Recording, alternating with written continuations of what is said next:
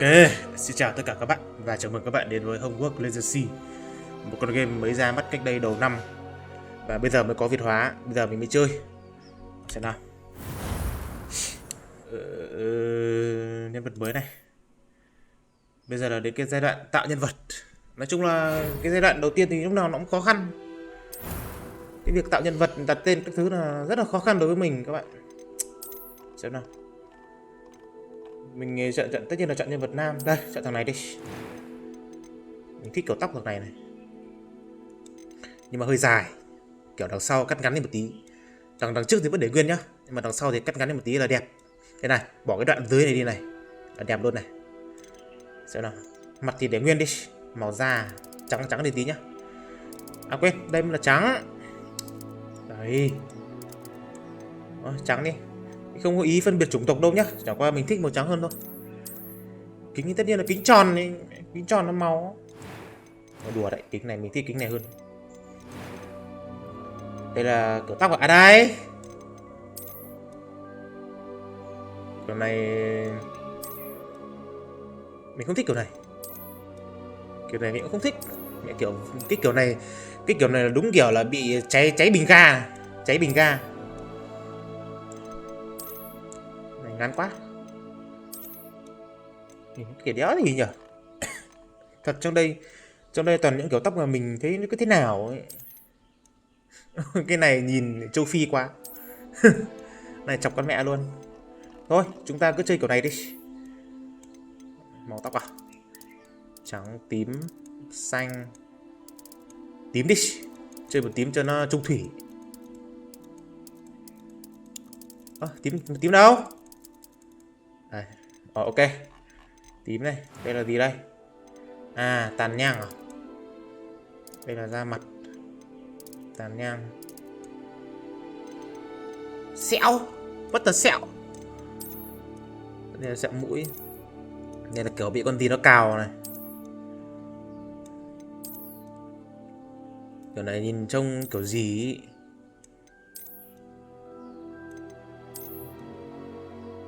Cái này giống kiểu là bị ký sinh, trông tởm vậy.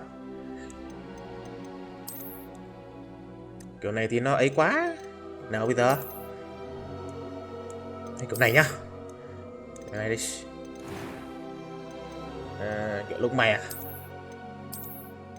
Chọn kiểu lông mày nào nhìn chiến tí nhỉ? Có lông mày Quan Vũ không? Rồi, lông mày dày quá. Đấy ra, kiểu này là ngon này. Hợp lý. Màu lông mày màu tím luôn. Màu mắt à? Mắt tím luôn. Ui giời ơi, phun tím luôn, cây tím luôn. Chứng tỏ mình là một người thủy chung. Giọng 2, giọng nữ, giọng 1, giọng 5. I'm eager to get to Hogwarts. I am indeed. A few cobwebs and some dust. It was wonderful. I believe I'm really going to enjoy this class. Có đi. I'm eager to get to Hogwarts. Chọn cái này đi. Tên nhân vật tên là Dương đi. Việt Hóa chứ.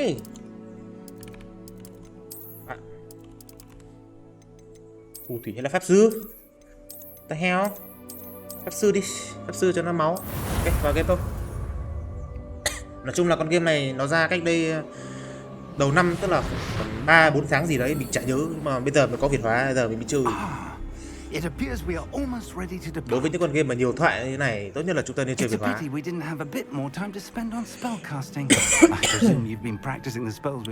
I have, Professor. Thực ra thì con game này nó có Việt hóa lâu rồi, và chẳng qua là Việt hóa của bọn Google dịch đần đéo chịu được, đâm ra là thôi mình đéo chơi nữa. Mình chờ bản Việt hóa của bạn The Red Team mình chơi sau.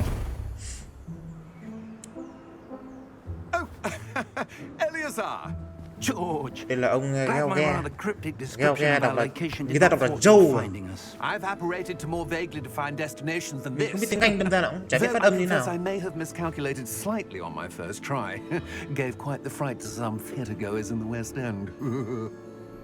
It's been much too long. When I received your owl, I must say Tại sao họ lại có thể để cái kiểu tóc như thế này nhỉ? Cái kiểu râu cây nón nhìn cảm giác nó đần vãi. Why don't we speak en route to Hogwarts? Cả cái lão giáo sư này của mình nữa. Mình thực sự là không thích những cái kiểu này đâu. Not at all, sir. Xin lỗi các bạn. Khó quá. Đi thôi. Nhìn gì đấy? Thực ra thì con game này mình chơi đoạn đầu rồi, nhưng mà đoạn sau là chưa chơi. Mình mới chỉ chơi được khoảng 5 phút bởi vì là cái nội dung cốt truyện dịch đần đỡ chịu được. Cho nên là mình phải chờ cái bản dịch này chơi cho nó sướng. Thằng nào đây? Mình chả biết thằng này thằng nào cơ.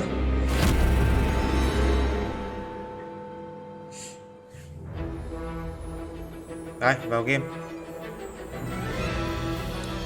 Warner Bros Game.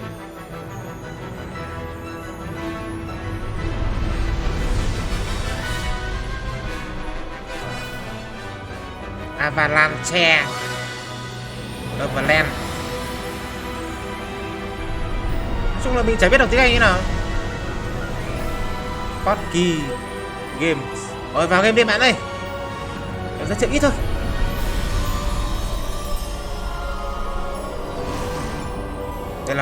Đây là một cái cỗ xe ngựa bao gồm rất nhiều con vong mã nó đang chở mình đi. Vong mã là gì thì anh em lên Google nhé. Tức là mình sẽ phải chứng kiến người chết thì những con ngựa nó mới xuất hiện, còn không là nó sẽ tàng hình kiểu như vậy. Đây là mình tóm tắt cho các bạn. Nếu mà các bạn muốn biết cụ thể thì các bạn lên Google. Yes, sir. I'm starting school as a 5th year. How extraordinary. It is indeed. None of the faculty has ever heard of anyone being admitted to Hogwarts. Mình vào vai một thanh niên gia nhập vào Hogwarts vào năm thứ 5 hay sao nhỉ? Of course, as the other 5th years will have been honing their magical skills for 4 years now, the headmaster asked if I could get our new student up to speed a bit before the term begins. Well, you couldn't have asked for a better mentor. Professor Fig is not Không cho chỉnh khi mà đang đọc đoạn cutscene. He's also a remarkably intuitive and gifted wizard. Giáo sư Fig ngại. Mr. Osric is prone to được khen flattery. ngại. I dare say it's one of the reasons he's risen so far at the ministry. Ông Osric rất là thấy tâng bốc. Have you seen this? Đây là Ranrock. Opinions differ. Nói chung là về Harry Potter thì mình không rõ lắm đâu, bởi vì mình không đọc nhiều, không đọc truyện, không xem mấy. Đâm ra là cái cốt truyện hay là nhân vật các thứ là mình cũng không biết như thế nào. Thì thôi, các bạn có gì các bạn có thể lên YouTube hoặc là lên Google để xem thêm. She wrote to me about Ranrock before she died, wondering what the ministry knew about his activities. Before I could respond, I received this. It was the last thing she sent me, Eleazar. Hotkey là cái gì mình It không came biết. to me via her owl, but with no correspondence. I can only assume That she had to get rid of it quickly to keep it safe. presumably from Ranrock. I Năng lượng cannot từ open Ranrock. it. Whatever magic Là mình nghe mọi người bảo là con game này phải 32 GB RAM thì chơi nó sẽ không bị crash. Mà mình thì cái bộ PC của mình thì nó cùi bắp thôi, không phải dạng xịn sò thì nó chỉ có 16 GB RAM. Nor do I. RTX 3050 và i5 12400F, đâm ra là khi mà vừa chơi vừa livestream như này thì mình sẽ để ở chế độ là trung bình thôi. Cái chế độ đồ họa là trung bình thôi. Để cao quá, thực ra thì để cao thì vẫn chơi được, vấn đề là úi dồi ôi, mà vấn đề là chỉ sợ giật lag. Khi mà các bạn đang xem thì nó sẽ bị giật lag ấy, chứ còn mình chơi là nó khá là mượt mà.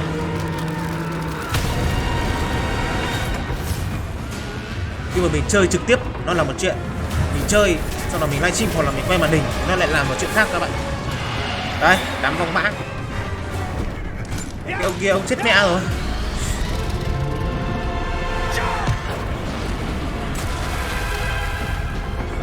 Bởi vì là mình chứng kiến cái ông kia ông ấy chết ấy, đâm ra là vong mã sẽ xuất hiện và mình sẽ nhìn thấy được vong mã. Bắt lấy. Chìa khóa.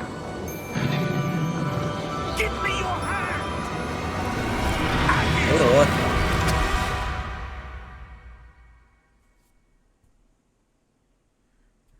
Thì mình không biết là các bạn xem nó có bị giật lag gì không, nhưng mà khi mà mình đang chơi này thì nó rất là mượt nhá.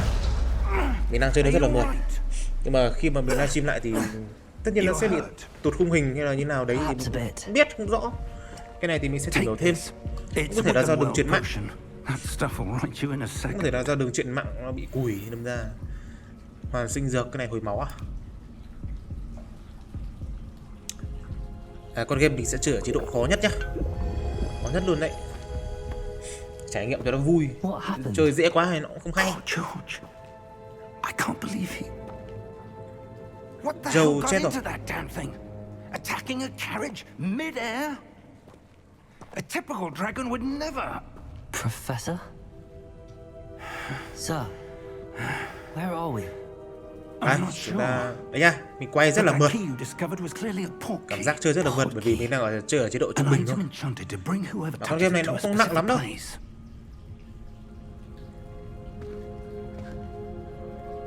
I'm feeling better, sir. If you'd like to Có thể look mình around xem a xét bit. xung quanh một chút. I would. But stay close. We've no idea who Cái này created gọi là this khóa port cảng key. à? Port key là khóa cảng à? Or why. Từ từ nhá. Để mình xem nào. Ở đây mình để tất cả đồ họa trung bình nhưng mà từ từ ray tracing này mình tắt luôn này, tắt hết ray tracing hay là mình để cao đi, mình để cao xem nào. Nếu mà nó bị lag thì mình có thể chuyển lại trung bình nhá. Còn nếu mà chúng ta đang chơi mà bị crash game thì này mình không biết làm nào, chúng ta đành phải vào lại game thôi. Chứ còn tầm này rồi, mình chuyển chế độ cao chơi cũng rất là mượt. Mặc dù bộ PC không phải là mạnh đâu, nó cùi bắp có thể nói là cùi, mẹ cùi không chỗ nào cùi hơn. How far Nhưng did mà that khi mà để port chế key độ take cao thì nó us? vẫn mượt.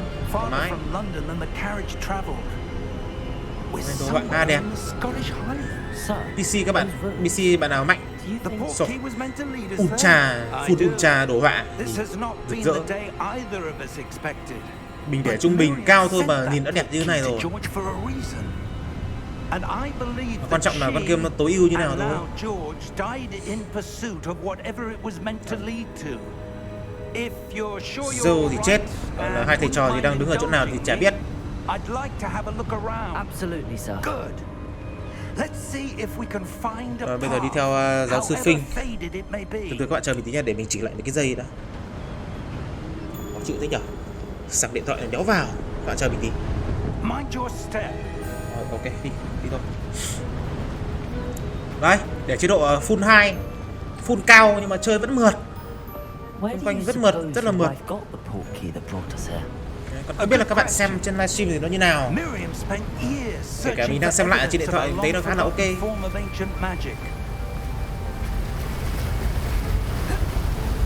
Nếu mà các bạn xem cảm thấy khó chịu hay là Ancient magic. kiểu là bị giật lag hay như nào thì bảo mình nhá. A Mình powerful sửa lại magic xem. wielded by a rare few that Kiểu là mình seems sẽ to đặt lại be đồ họa lost thấp. to time. Hogwarts Castle was built by Mà nếu mà nghĩ lại thì itself a stronghold of that livestream mà giật ancient lag thì là do magic. mạng chứ không phải là do I đồ họa don't game đâu know đúng không? where she came into possession of the Chung là book, cái này thì mình cũng không rõ.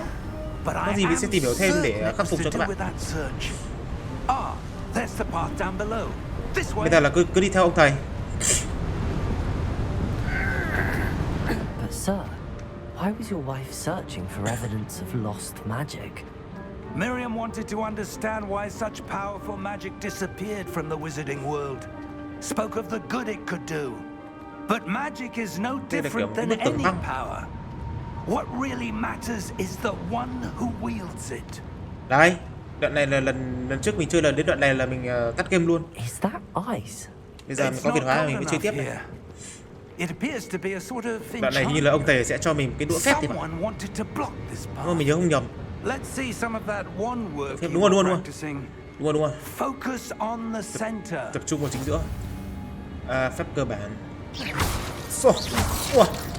Chiu. Ra gì đấy.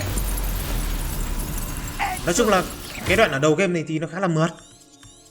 Còn nếu mà có những cái phân đoạn mà có nhiều người, nhiều vật thể hay là quái vật, quái viết các kiểu thì nếu mà nó bị lag thì mình sẽ chỉnh lại đồ họa cho các bạn xem cho nó mượt. Was a bit rougher than I expected. Your one work's improving with Nói every chung là cast. đối với những cái thể loại game Thank you, triple A xịn sò như thế này thì các bạn để đồ họa nào thì nó cũng dạng là như nhau thôi. Nhưng mà đây là đối với mình nhá. Còn nếu mà đối với những bạn nào mà kỹ tính thì các bạn có thể Up there. cảm thấy nó sẽ có những cái sự khác biệt đấy. Nhưng mà đối với mình thì mình là một người khá là đơn giản. Mình có niềm đam mê chơi game từ nhỏ, đâm ra là đồ họa như nào mình cũng chơi được, miễn là câu chuyện là phải hay. Câu chuyện là phải hay thì mình mới chơi.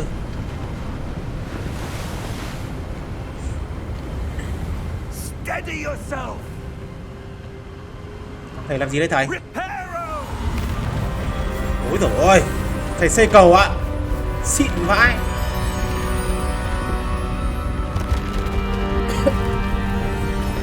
Xịn thực sự các bạn. Ước gì mình được sống trong thế giới phép thuật như này. À mà nếu mà mình sống trong thế giới phép thuật thì ai cũng có phép thuật thì nó cũng giống như là thế giới bình thường thôi, đúng không? Ví dụ như là bây giờ mình vào thế giới phép thuật, chỉ có một mình, chỉ có duy nhất một mình là biết phép thuật, còn lại là không ai biết. Đấy, như thế mới hay. Nếu như mà bây giờ mình vào trong thế giới mà tất cả ai cũng đều biết phép thuật thì nó cũng giống như thế giới bình thường thôi, chả có gì đặc biệt cả.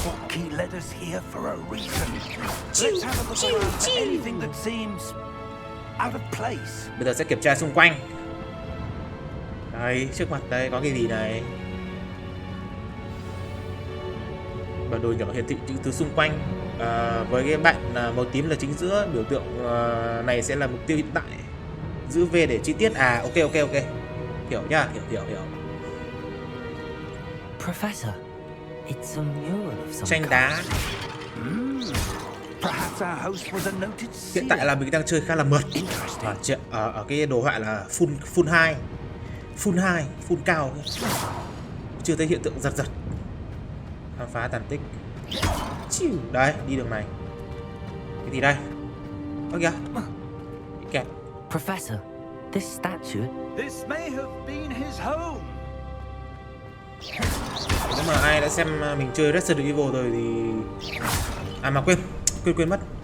Nếu mà so sánh cái chuyển động, cái animation của game này so với Resident Evil thì mình cảm thấy là cái game này cái tiết tấu nó nhanh hơn. Kiểu di chuyển nhân vật nó cũng...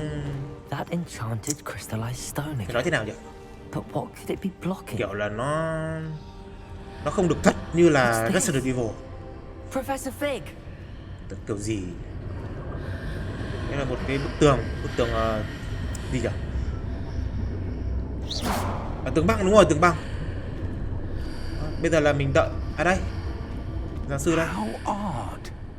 Why would someone have conjured that enchanted stone here? And how is there a room? What room? I don't see anything. Phòng trước mặt mà thấy. Like the glow on the portkey container.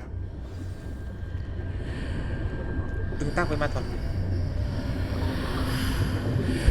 What in Merlin's name? Godric's heart. Ôi dồi ôi. Where are we? Teleport vào cái căn phòng vừa nãy rồi. Có một thanh niên tóc nhọn gọi là Ran Rock đang ngủ. Hello. Giao dịch viên yêu tinh. Hello.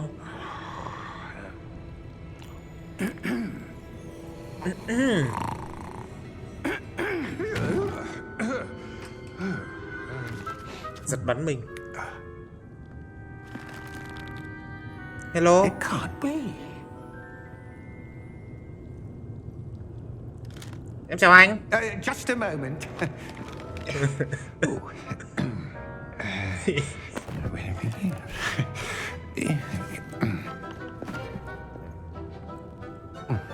Ôi dồi ôi. Ông này chiều cao không tốt. Chiều cao 2 mét bẻ đôi à? Ui mẹ, tai ông này thái ra phải được 3 đĩa các bạn. Không phải đơn giản đâu. Precisely. The key. Chìa khóa.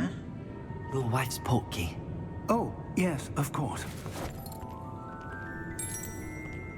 Về cắt móng tay đi nha bạn nhá. This way then. Móng tay dài thế. Stay close.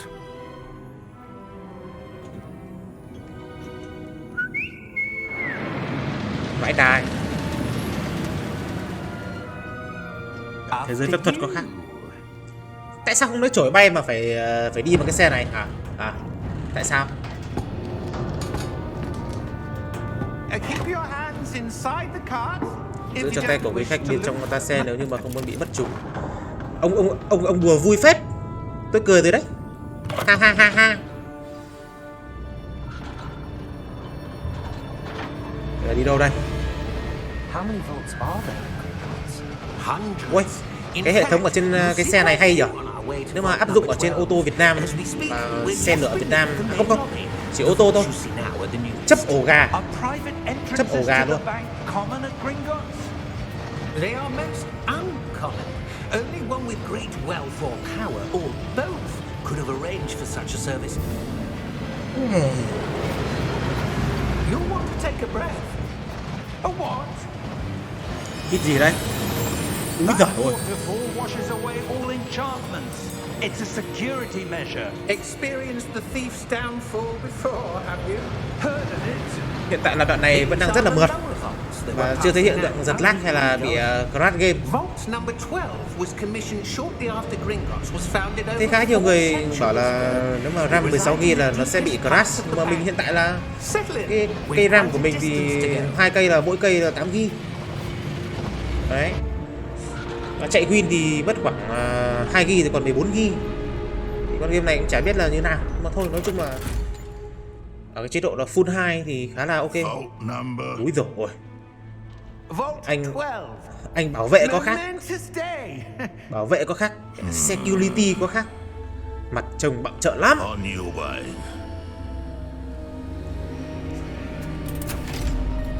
Mình nhìn có cảm giác sợ. Tai của mày xẻo ra cho thêm tí ớt xả vào xong xào lên. Ra gì đấy, đơn giản đâu. Professor, the armband that guard was wearing was glowing. Cái băng tay của tên bảo vệ cũng phát sáng. Ồ, mình không để ý luôn đấy. No, darker. I saw that same glow on the dragon's À, collar. nó giống như là cái vầng đỏ của con rồng đã tấn công mình. He watches over the oldest section of the bank. Rare anyone goes there anymore. Đây, đến nơi rồi. Mình chả biết là mình đang đi đâu cơ. Here we are.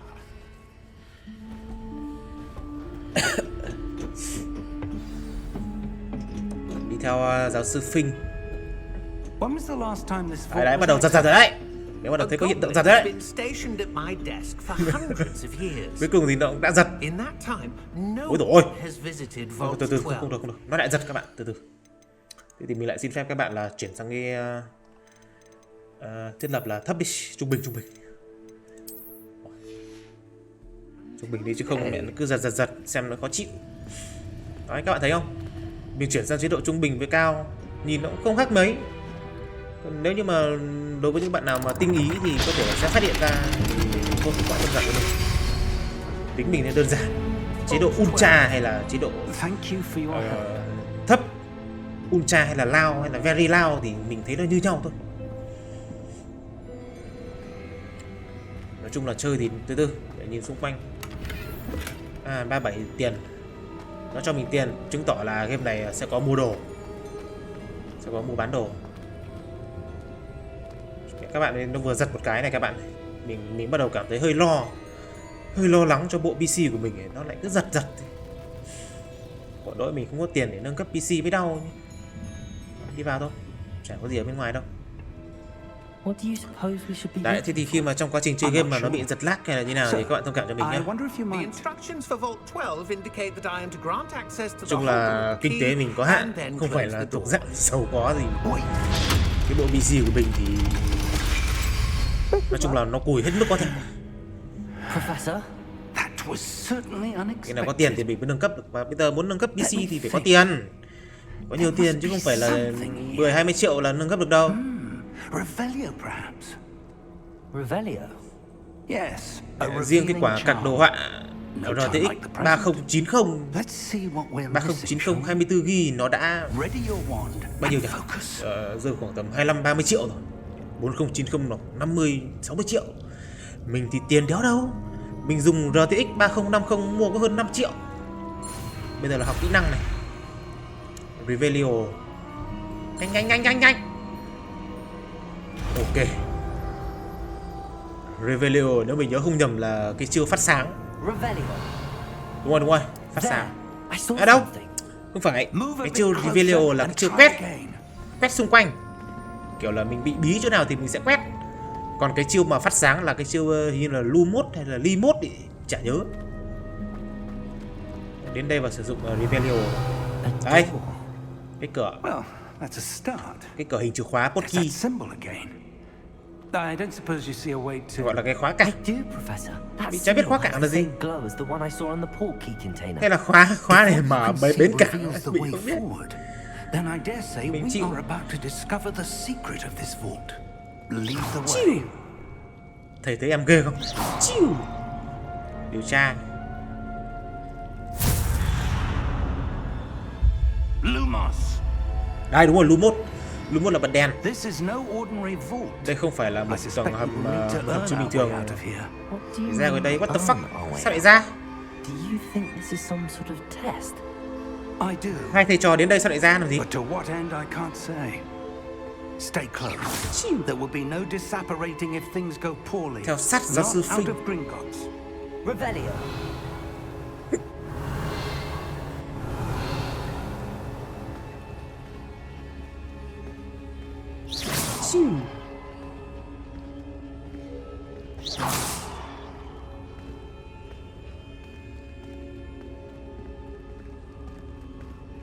Đi đâu thầy ơi? I see something up ahead. What is it? 16, 15 là sao? That glow again. Cái bộ đếm đấy là gì? On the floor. À, kiểu là cái khoảng cách. Mình tưởng nó đếm cái gì. Tương tác với ma thuật này. Cái quê liều điều tra. What happened? Có thằng nào ở dưới lớp băng? Towards the glow, it suddenly seemed as if the ground was The hurt. swirling about. Are The you what? all right? Yes, sir, I'm fine. Các bạn chờ mình You nhé. seem to have caused the floor to change. That statue. What statue? Có bức I tượng mà see thấy. some sort of statue, but only as a reflection in Bức the tượng mà. floor. Từ từ các bạn chờ mình nhé, khoảng 10 giây. Bạn chờ mình 10 giây thôi.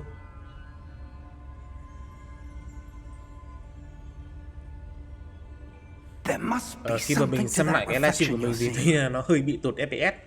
Và trong khi đấy thì khi mà mình đang chơi như này này khá là mượt, cực kỳ mượt luôn các bạn. Nhưng mà khi mà mình xem lại livestream thì không hiểu sao nó bị lag. Chết dở. Chắc là do mạng các bạn. Try casting Revelio. I presume this is what you saw reflected in the floor. Thôi, nói chung là bây giờ thì mình cố gắng làm hết mức có thể để giúp cho các bạn xem cái thoải mái. Sau này có gì mình sẽ thay một cái dây mạng mới đi. Hiện tại là mình đang dùng mạng VNPT nhá. Mạng 4 chữ đâm ra là nó cùi bắp. Lại học phép thuật ở Lumos này. Nhanh, đi nhanh nó đuổi theo bây giờ. Ok. Đơn giản, mây dăm ba đơn giản. Bạn đã học được bùa thắp sáng đũa Lumos. Nó sẽ tự động gắn vào ô trong bộ thần chú. Lumos tạo ra một ánh sáng trên đầu cái đũa cho bạn đi buổi tối, giống kiểu cái đèn thôi. Lumos. Well done. Now the reflection is turning towards me. It does Đi theo cái này chăng? light. Bức tượng này nó đi theo cái ánh nắng. Úi dồi ôi, cái gì đấy? Bình tĩnh bạn này. Ôi dồi ôi. Potato. Accio. Dissetto. Ui ôi.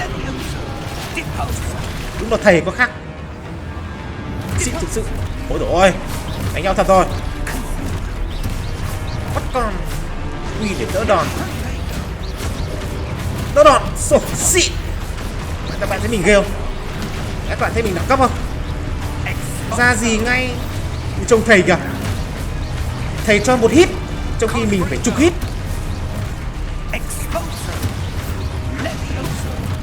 Leviosa. Ai đau. Ui mẹ, nó hút một phát nửa cây máu. Mày đai. Hút một phát nửa cây máu. Ui. Thể loại gì vậy? Mà mình đang chơi ở chế độ khó, đâm ra là phải cẩn thận hơn. Máu mình tự hồi kìa. Ngon. Ngon. Máu mình tự hồi các bạn ơi. Chào bữa đẹp trai nhá. Professor. Game giống Harry Potter thì đây là game Harry Potter mà. Professor, where are you? This isn't Đây là game good. Harry Potter mà. Chơi chế độ khó thì vui chứ. Lumos. Where am I Bây giờ supposed tìm to ông go? thầy ông ấy tốc biến đi đâu rồi? Đây là chạy What's nhanh này. happening? The wisps of magic seem to be leading me somewhere. Có một cái đốm sáng đang dẫn mình đi đâu đấy. Đây, có đốm sáng này. Dương tiền. Đây mình sẽ đi theo những cái đốm sáng này. Tự nhiên là đặt tên mình luôn. Mình thích đặt tên như nào thì đặt. Cứ đi theo đốm sáng. Đây. Ah, that's where they're leading me. That glow again. Lại là cái vầng sáng đấy. Lại là thằng này. Ui ôi, 3 thằng. Kích hoạt các bức tượng. Lumos. Quên, Revelio. Revelio trước. On my own this time. Xong rồi đến Lumos, đúng rồi. Từ, cái gì kia? Có tương tiền. Ngon. Đồ họa đẹp lắm. Đây, bây giờ để đây. Ui, dễ, game dễ. Seems I have no choice. Một. I'm going to have to fight my way out of here. Chiến đấu thì chiến đấu, sợ gì? Tao bắt con này tuổi gì? Úi dồi ôi. Vừa nói xong. Làm gì? Hộ pháp, còn này tên là hộ pháp à? Mình bật khiên liên tục là hình như là không mất năng lượng sao ấy.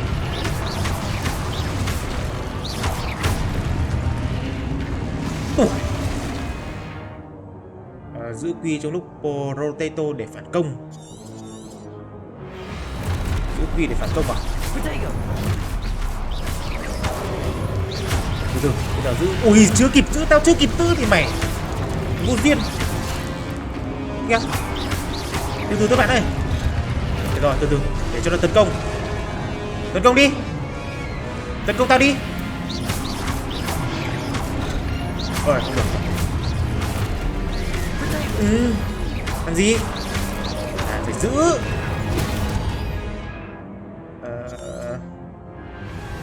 Giữ rồi. Một, ok. Mình chả biết cơ chế nó như nào cơ. 2 3. Hiểu. Chết kẹo rồi. Đổ máu nhanh. Thôi. Chết con mẹ. Nhưng mà mẹ mới đầu game nó hành hạ cho không gian cái gì này. Giữ quy làm khiên nó chém nó choáng. Để bây giờ bật Lumos lên này. Revelio. Đấy, đi theo cái đốm sáng. Lumos. Lại là một cái biểu tượng giống chìa khóa. Cái gì đây?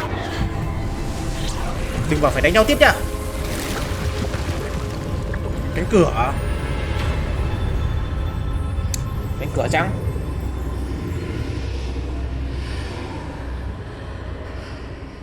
Đi vào. Ôi giời ơi. Revelio. Tìm giáo sư Phinh. Nút đồ đã. Không biết đồ đạc ở đây nó bán như nào mà nó cho mỗi lần nó cho khoảng từ 50 đến 500 tiền. Vừa chơi là phải chọn nhân vật. Mình thích chọn nhân vật nào thì mình chọn thôi. Cái gì đây?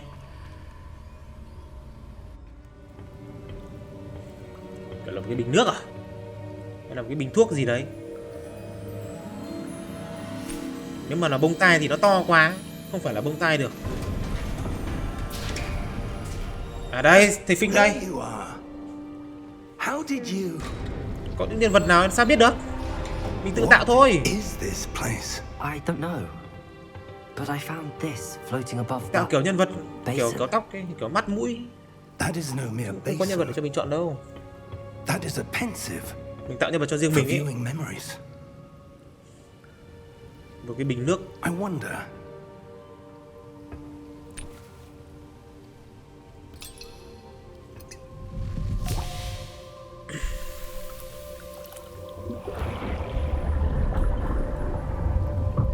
Follow my lead.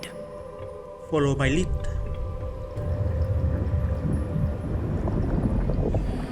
Úp mặt vào sông quê à? Sẽ nhìn vào ký ức à? Đây có thể là một ông thầy nào đấy, kiểu là cũng là một giáo sư.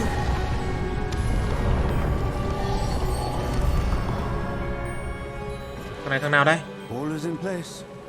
The portkey is well hidden. Chắc với cả I wonder if the path we've created. cái ông béo béo này là chắc. Impossible to follow. Còn ông kia là It will only be Perkiva, impossible for one who Rackham. cannot see traces of ancient magic as Ông I Rackham, can. Rackham. Your ability to see what others cannot will not be enough, Percival. We are entrusting the one who embarks on this path with powerful secrets, with Nói gì mình knowledge không hiểu gì luôn. others will do anything to Có obtain. lẽ là phải dành cho những ai mà đã xem Harry Potter rồi thì mới biết là mình phải chịu. The ritual wizard who completes the trials will have proven themselves worthy of that knowledge and the responsibility that accompanies it. We've done all that we can.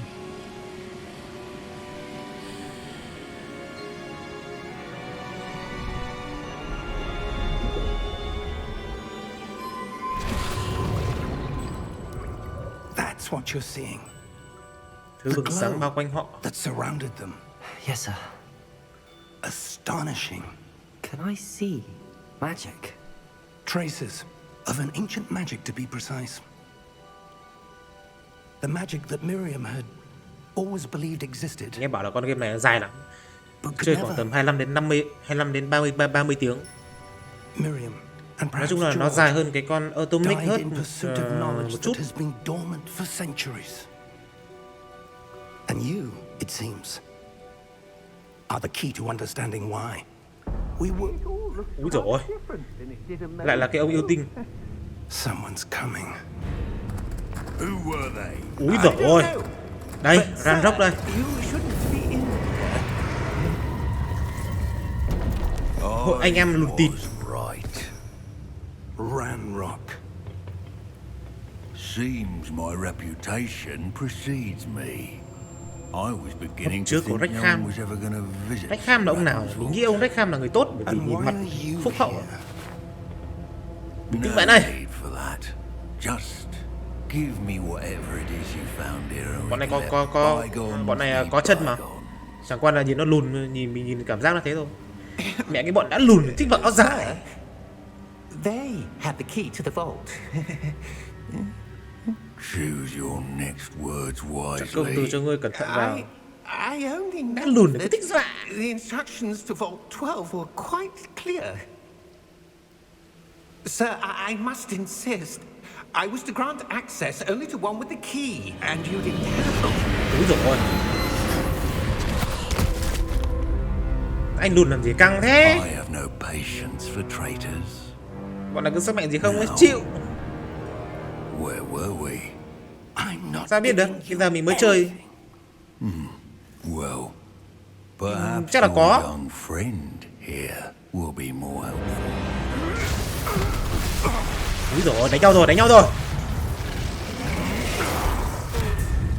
Thôi sao? Mẹ, ông thầy bị thua rồi.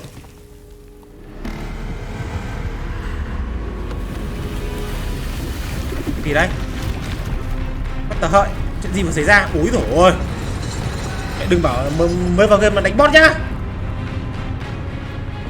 Đừng bảo mới vào game nó cho đánh con này nhá.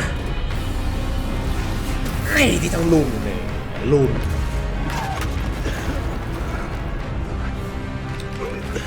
Xem ra thằng lùn Ranrock có vẻ là khá là mạnh đấy, không phải đơn giản đâu các bạn. Cũng thuộc dạng là ra gì chứ không phải là.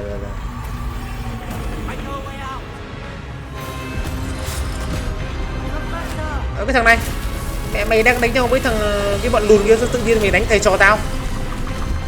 Thằng không có cái lập trường nhất quán. Nhìn thằng nào đánh thằng đấy, thằng mất dạy, vô duyên. Thoát rồi.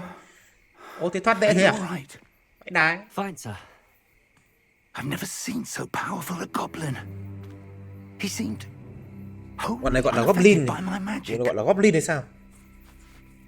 Where are we? Vấn đề là chúng ta đang ở đâu? Chúng ta đang ở trong rừng, đang ở đâu nữa? Mẹ hỏi chán đéo chịu. It seems those who set up the pensive, the locket, and the path to both wanted someone with your Nhìn nó biết ability đang ở trong rừng rồi. to end up here. Rừng nào thì đéo biết. Come. We have a sorting ceremony to get to. Bây giờ mình đến buổi lễ thôi. Buổi lễ nhập học. Ôi dồi ôi, ôi dồi ôi, ôi dồi ôi. Một con tàu, một cái tòa lâu đài. Cái game mà có cái thuật đại sức mạnh chơi rất là cuốn, đúng không ạ? Là con cú. Con cú. Ôi dồi ôi.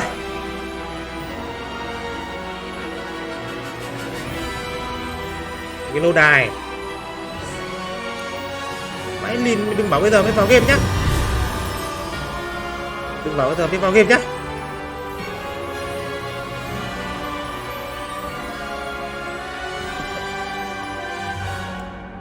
Nghe đi. Ôi giời ơi.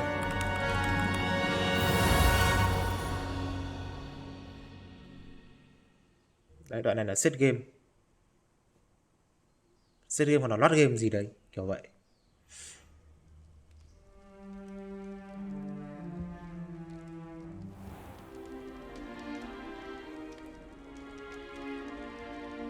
Oh, good. We haven't missed the sorting ceremony. I'm no expert, but that seems more. Cái gì đấy thầy? À, Now, một cái bộ áo I need to áo study this choàng, locket as soon as I can, but Kiểu first là I bộ must đồng phục. contact the ministry. áo They choàng need to đồng know phục what ở happened trong to trường. George and be warned of Ranrock. For the moment, I ask that you keep all that's happened this evening between you and me. Of course, sir. Thank you. Ready for the sorting ceremony?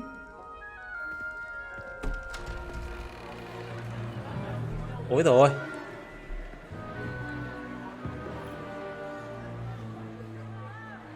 Nhìn thấy rồi, nhìn thấy rồi. Ánh mắt ta chặn nhau. Ôi ôi ôi ôi. Học sinh ăn uống các kiểu, cho mình vào ăn với. Phineas. Cho vào ăn với. Nicholas, Black. À, hiệu trưởng à? Prepare yourself to meet Ông vừa rồi là hiệu trưởng. the headmaster. Chào thầy hiệu trưởng. Fig, nice of you to join us. Chào mừng Phích đã The tham gia. sorting ceremony's over. There were complications. Complications? It Kết thúc seems rồi, the cho em goblin vào ăn leader- uống xem nào. Goblins. I've no time for rumors, Fig. Goblin and là I'm yêu rapidly tinh. losing whatever Ta không có thời gian cho patience những I lời đồn nó had Phích left. và ta đang mất dần chút kiên nhẫn. If you're lucky, we might still be able to get you sorted. Đúng rồi, this cho em vào, cho em vào. evening. Vào đi, vào đi. I'll be in touch. Thầy Phinh đi rồi. Giờ còn mình vào đây. Úi dồi ôi. Cho mình vào ăn với các bạn ơi. Ăn ngon thế. Em này em nào đang trông xấu thế? Professor Weasley. Giáo sư One Weasley. more to be sorted. Welcome. You're just in time. Have a Ngồi đi. seat. Ôi dồi ôi. Đây là một cái mũ. Mũ gì đây?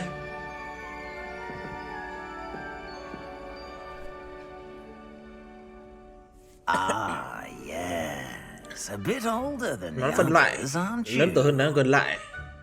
You come here with Cho đến đây với sự trông đợi và preferences mong and muốn, những kỳ vọng rõ ràng. preconceptions. Đúng rồi, đúng rồi. Certain expectations. Mong chờ được dự khám phá đấy. I'm looking forward to exploring Hogwarts and the world beyond the Cái nón này castle cũng, grounds. cũng có thể coi là một người thầy đấy. Indeed. Much can be gleaned by having an adventure. Nhưng mà các giáo sư của trường sẽ dạy cho rất là nhiều điều. But your professors have a great deal to teach you as well.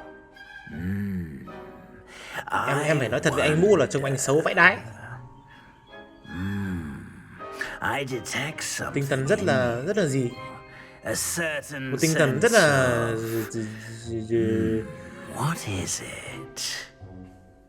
Tinh thần gì? Gan dạ, tò mò, trung thành thì trung thành luôn. Sense of loyalty. Chúng ta phải nịnh I believe bọn này. myself to be a true friend. I know I value Nó phân that loại học trait sinh. in others. You do not give up easily, do you? You are undaunted by challenges that lie ahead. Thì có gì thầy hỏi nhanh lên thì em xuống And em your ăn cơm xem loyalty nào. to a friend Hỏi ít thôi. delayed your arrival here this evening.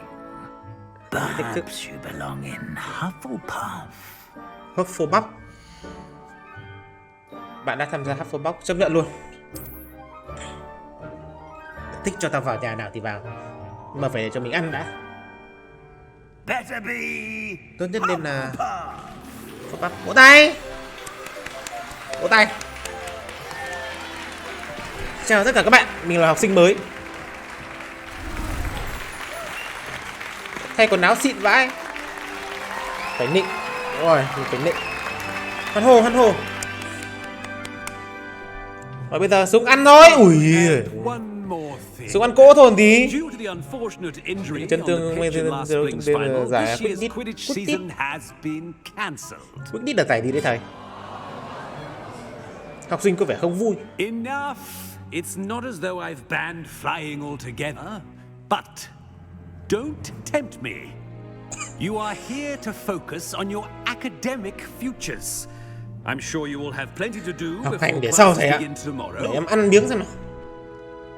I said I'm sure you will have plenty to do before classes begin tomorrow. Chưa ăn đã về rồi. Ôi giời ơi. Quite an entrance. It's lovely to meet you. I'm... Professor Weasley, would you be so Thế là không được kind ăn hả to thầy? show our new student to their common room? I shall see to it, sir. As Thầy I đéo was cho mình ăn saying, các bạn. Cay thật. I'm Professor Weasley. Pleased to meet you. Bà này là Nice to meet you as well, Weasley. Professor. As deputy headmistress, À, it is my hiệu phó, distinct hiệu honor phó. to show you to your common room. Right this way. Zit away. Ôi dồi ôi, It's quite giống một cái hầm uncommon rượu. for a student to begin as a fifth year. Might be a bit of work, but I'm sure that's never stopped you before. It hasn't, Professor. Now, here we are at the entrance to the Hufflepuff common room. This is the entrance. Indeed. I will explain what to do, Chỉ but cho I trò hesitate hành to động. do it myself as one errant knock leads to being doused in vinegar. À, đây là thùng Most giấm à? unpleasant. You must tap the barrel, two from the bottom, middle of the second row, in the rhythm of Helga Hufflepuff. Ôi, cứ vào nhà thôi mà cũng phải khổ sở thế này. Tại sao nhà trường không làm một cái cửa để chúng ta có thể mở ra đi vào? Tại sao? Ở đây cái cửa đây. Well done. Now go on in and get some Bây giờ đi sleep. vào ngủ thôi. A big day ahead of you tomorrow. I shall be back in the morning to collect you for your first class. Thank you, Professor Weasley. You're welcome. I hope you enjoy your first night at Hogwarts. Sleep well. Ngủ ngon. Thôi cô về cô ngủ đi. Giờ chúng ta sẽ về nhà làm gì đấy? Ôi dồi ôi, sáng rồi.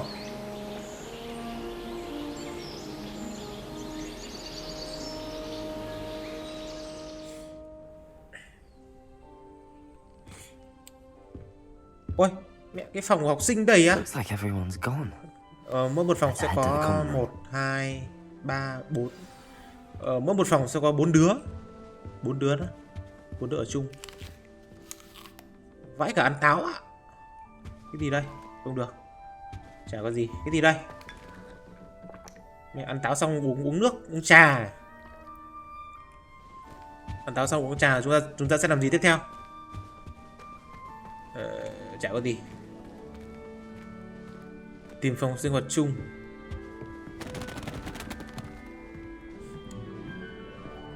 Nói chung đây cũng thuộc dạng một cái thể loại game thế giới mở ấy, cho nên các bạn có thể đi khám phá, phá hoại, nhưng mà chắc chắn là chúng ta sẽ không giết được người đâu nhá. Nó không phải là GTA hay là không phải là Red Dead Redemption mà các bạn có thể giết người, các bạn có thể chỉ có thể đi xung quanh và khám phá thôi. Nói chung là mình sẽ chơi làm nhiệm vụ thôi, chủ yếu là đi vào làm nhiệm vụ chứ cũng không muốn đi lung tung các thứ. Giới thiệu bản thân là một con cú. Oh, hello. She's awfully Hello. regal, isn't she? Is that your owl? I don't know who she is. Likely one of the Hufflepuffs around here. Owls choose their own company anyway. Wait. Cho mình hỏi là sao mặt bạn nhiều mụn thế? Quite the dramatic entrance you made. Can't imagine wanting to call attention to yourself, especially since everyone will be watching to see how much you already know. Tôi không quá lo lắng. I'm really not worried. I'm sure I'll be fine. Nevertheless, it is rather Chúng ta phải tự tin chứ. You must feel terribly ngày đầu đi học out of place. Of course, presumably as a hard-working Hufflepuff, you'll prove yourself in no time. I'm hard-working too, as you might suspect. But sometimes I think I should have been a Ravenclaw. Ravenclaw là gì? Kiểu là cái lớp học à? At least people have always told me so. I'm Lenora, by the way. Không kin mạng. Well, mustn't keep you. Chúng ta chỉ kin quái vật thôi. Such a lot to do. Chúng ta chỉ kill quái vật. Rất vui được gặp cậu. It was nice meeting you, Lenora. Chúng ta nên hỏi ít thôi. Adieu. Không nên tò mò quá nhiều. Nhá. Tiếp theo là thằng này, con mèo này. I can't quite Pussycat. Come on, you went that way. Hope they can catch him. Big castle for a Hy vọng họ bắt được nó. Tại lâu đài lớn như vậy, học sinh còn lạc có vô là con mèo. I'm sure you'll find your way all right. I mean, it can be a bit overwhelming at first. I still get lost sometimes. Welcome to Hufflepuff, by the way. Really glad to have you in our house. Arthur. I'm Arthur. Thank you. Nice to meet you. Was that your cat? No, one of the first years, I think. Sao cái xì tai của bọn này nó lạ? Pets of my own, unfortunately. Kính đeo kính tròn think too highly of them, đó. Especially magical ones. Đầu tiên là tôi không có thú vị. Mẹ tôi không thích chúng. Mẹ thằng này không thích thú cưng, đặc biệt là các loại sinh vật huyền bí. Tôi nghĩ là sinh vật huyền bí rất là tuyệt. I'm sorry to hear that. I think magical beasts are rather incredible. Best thing about coming to Hogwarts. Nifflers, glumbumbles, bowtruckles. I thought they were only pictures in books before. Kiểu cũng hay. My dad did bring home a puffskein once. Không phải mình phân biệt gì đâu, nhưng mà trông chả ra gì. Anyway, I better go make sure the first years caught that cat. Don't want them to be late on their first day. Chúc may mắn. Nice meeting you, Arthur, and good luck finding that cat. Thank you. Try not to get lost in the castle yourself. Bạn yên tâm là mình không lao được đâu. Mình có bản đồ nhá. What's this? Oh, uncle, this doesn't sound like you. Something's wrong. Đoạn này nó chưa Việt Hóa này. You're the new Hufflepuff, yes? I'm Adelaide. Pleasure to meet you. Xinh thế. Nice to meet you too. Is everything all right? Oh, yes. I'm just a bit distracted. Letter from my uncle. So tell me, I've been hearing all sorts of rumors. Were you really nearly gobbled up by a dragon? Con thực sự suýt bị một con rồng nuốt trứng. Ôi rồi. If you don't mind, I'd prefer to just forget about it. Chúng ta không nên nói chuyện này với nhiều người. I mean, of course Thì như là mình thấy bạn hơi tò mò rồi nhá. Terrified. Sorry. Well, anyway, I imagine you have lots to do. I hope you have a wonderful first day. Rất vui được gặp Thank you, Adelaide. Be seeing you. Of course, and good luck. Is the new Hufflepuff out of bed yet? Professor Weasley's waiting for them outside the common room. Đi gặp giáo sư Weasley. Good morning. I trust you're ready for your first day at Hogwarts. I've been dreaming of this day for a long time. Can't believe I'm here. Well, you are here. Make the most of it. You only have one first day at Hogwarts. Now, in light of your unique situation, joining us as a fifth year, you'll need to catch up with your classmates and not fall behind. Cái kính của giáo sư nhìn kiểu gì nhỉ? As you'll be expected to complete your OWLs at the end of the year. OWLs? OWL là gì? Yes, your ordinary wizarding level exams. They will determine what type of career you can have when you leave tiếng Anh, viết tắt tiếng Anh. After much discussion with the headmaster and the Department of Magical Education at the Ministry, we've devised something extraordinary to ensure your success. Ôi rồi. Here you are. Đây là một quyển sách.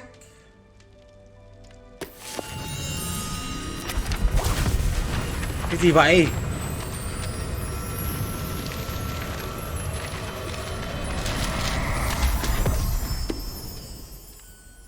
What is it?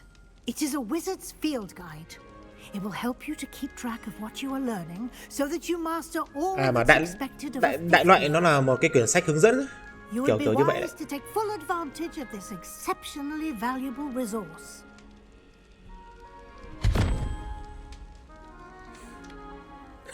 Thank you, Professor, but what do you mean it will keep track of what I'm learning? Perhaps seeing it in action will answer any questions you may have. Walk with me and we shall put it to the test. Đi theo giáo sư Weasley. Đi thôi cô. This way. The guide will give you opportunities to practice your magic and educate yourself about wizarding lore. Ai có tiền. I certainly would have appreciated something like the field guide when I was a student. Using the guide will also train you to be alert to your surroundings. Do keep up. Revelio.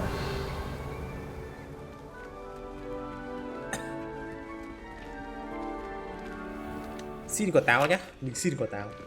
Simply cast Revelio on it and Niệm we'll see Revelio what the và guide says. cẩm nang nói gì? Sách công thức của gia tinh. Người ta đồn sách nguyên thủy của Have Look Up. Quyển sách là tuyển tập công thức món ăn thôi. Mở cẩm nang. Thử thách của con cẩm nang là cách duy nhất để nhận thêm kinh nghiệm và XP để lên cấp à? Thử thách của cẩm nang, ok. ESC để mở cẩm nang. Cấp độ ok. Đây là thử thách. Lựa chọn trang cẩm nang. Mỗi thử thách đều có phân hạng, phần thưởng đặc biệt sẽ mở một khi hoàn thành cấp độ nhất định. Từ trang phục đến các kiểu. Phần thưởng được nhận đảm bảo là chọn thử thách, bạn có thể quay lại thường xuyên để thu thập vật phẩm. Ok. Nói chung là cái đấy cứ từ từ đã. Đây kiểu là hạt điều. Hạt điều đúng rồi, hạt điều. Ồ thế sao nhà trường mình trông lại như này?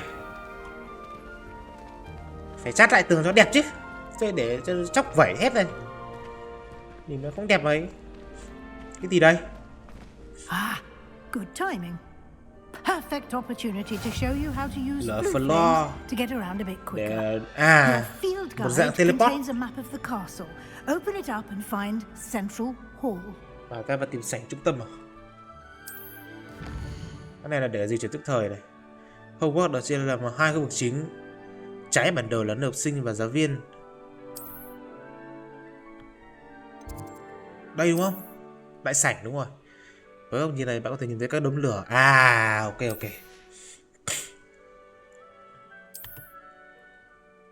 Thư viện. AD để xem bản đồ. Ok. Nói chung là cũng tạm hiểu rồi đấy.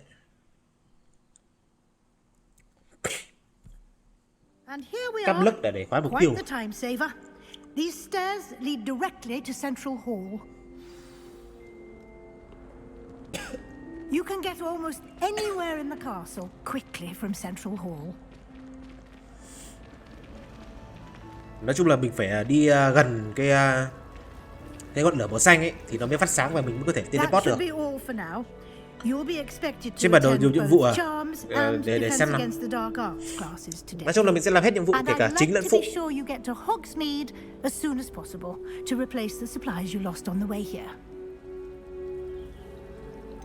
Không biết là gì vậy?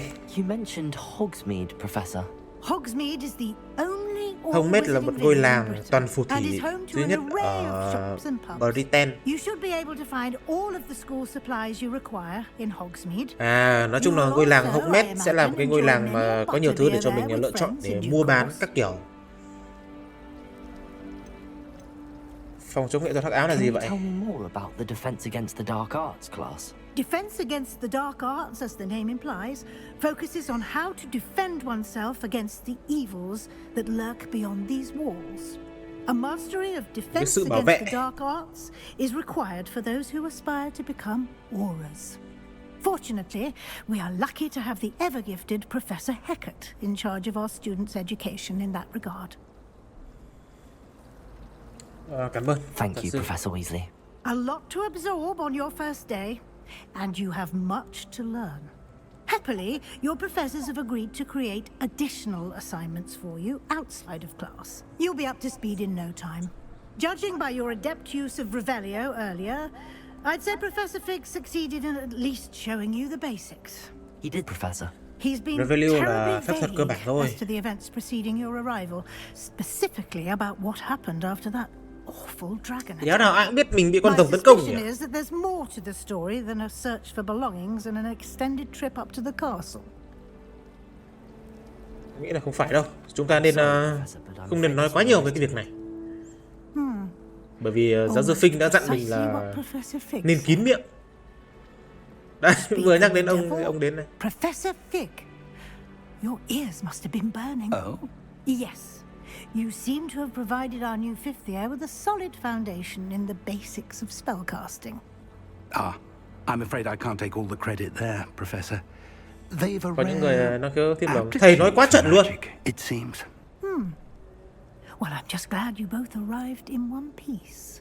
Tại sao cô lại cà khịa con? And carriages Tại to sao? Hogwarts, and you chose to fly in the path of a dragon. I wouldn't say I chose the dragon's path, Professor. Rather unfortunately, it would seem that it chose us. Very well. Enough chit-chat. I need to get to class myself. Might I rely on you, Professor Fig, to explain the details of the field guide's map? Of course. Thank you. Good luck today. And remember to use your field guide. It will be Thằng kia đang chỉ trỏ gì đấy? and invaluable to me, as I'll be using it to keep up to date on your progress. Yes, Professor. Come and find me in my classroom after you've attended both classes today, and I'll explain more about those assignments I mentioned. And we'll see if we can't get you to Hogsmeade for those supplies. Nói chuyện với thầy It's good Fig. to see you, Professor. And you. I was hoping our paths would cross today Mình bắt before đầu you có cảm immersed tình với thầy yourself in Fig đấy. studies. Did I hear you Fig hay Fig à? Chả biết là như nào. masterfully evade Professor Weasley's interrogation regarding our Thầy hiệu later trưởng thì gọi arrival? ông này là Fig, còn lại mình gọi là Fig. Liệu trò con này tránh được câu hỏi dăm dầu giáo sư Weasley về việc tại sao chúng ta tới trễ không? À, vâng, đúng I rồi. did my best, but I'm fairly certain she suspects that we're not being entirely forthcoming.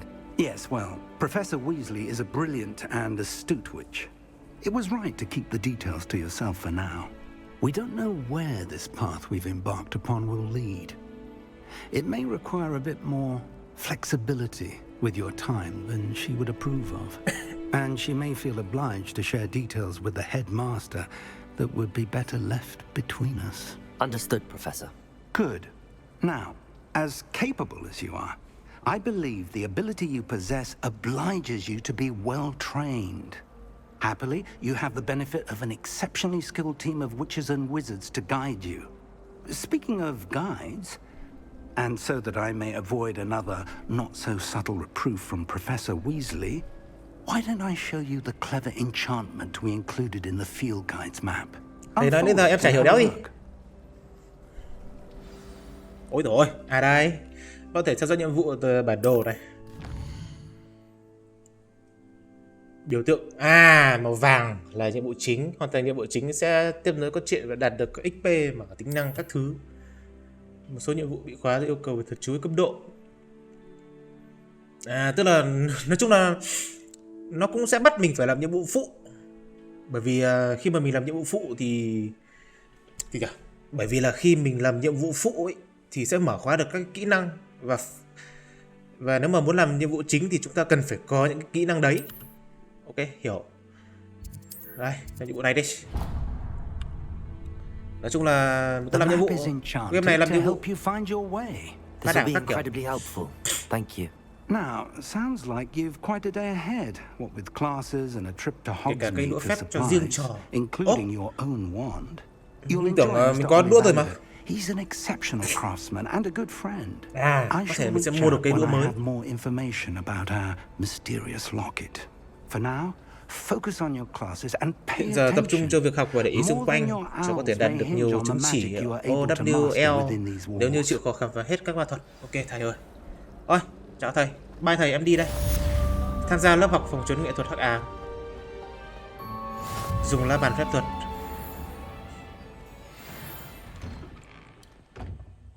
Đó, dùng như nào đấy? Cái này là... À, đây.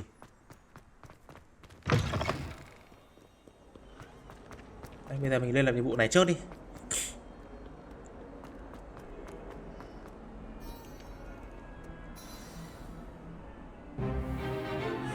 Ôi dồi ôi, xương rồng à?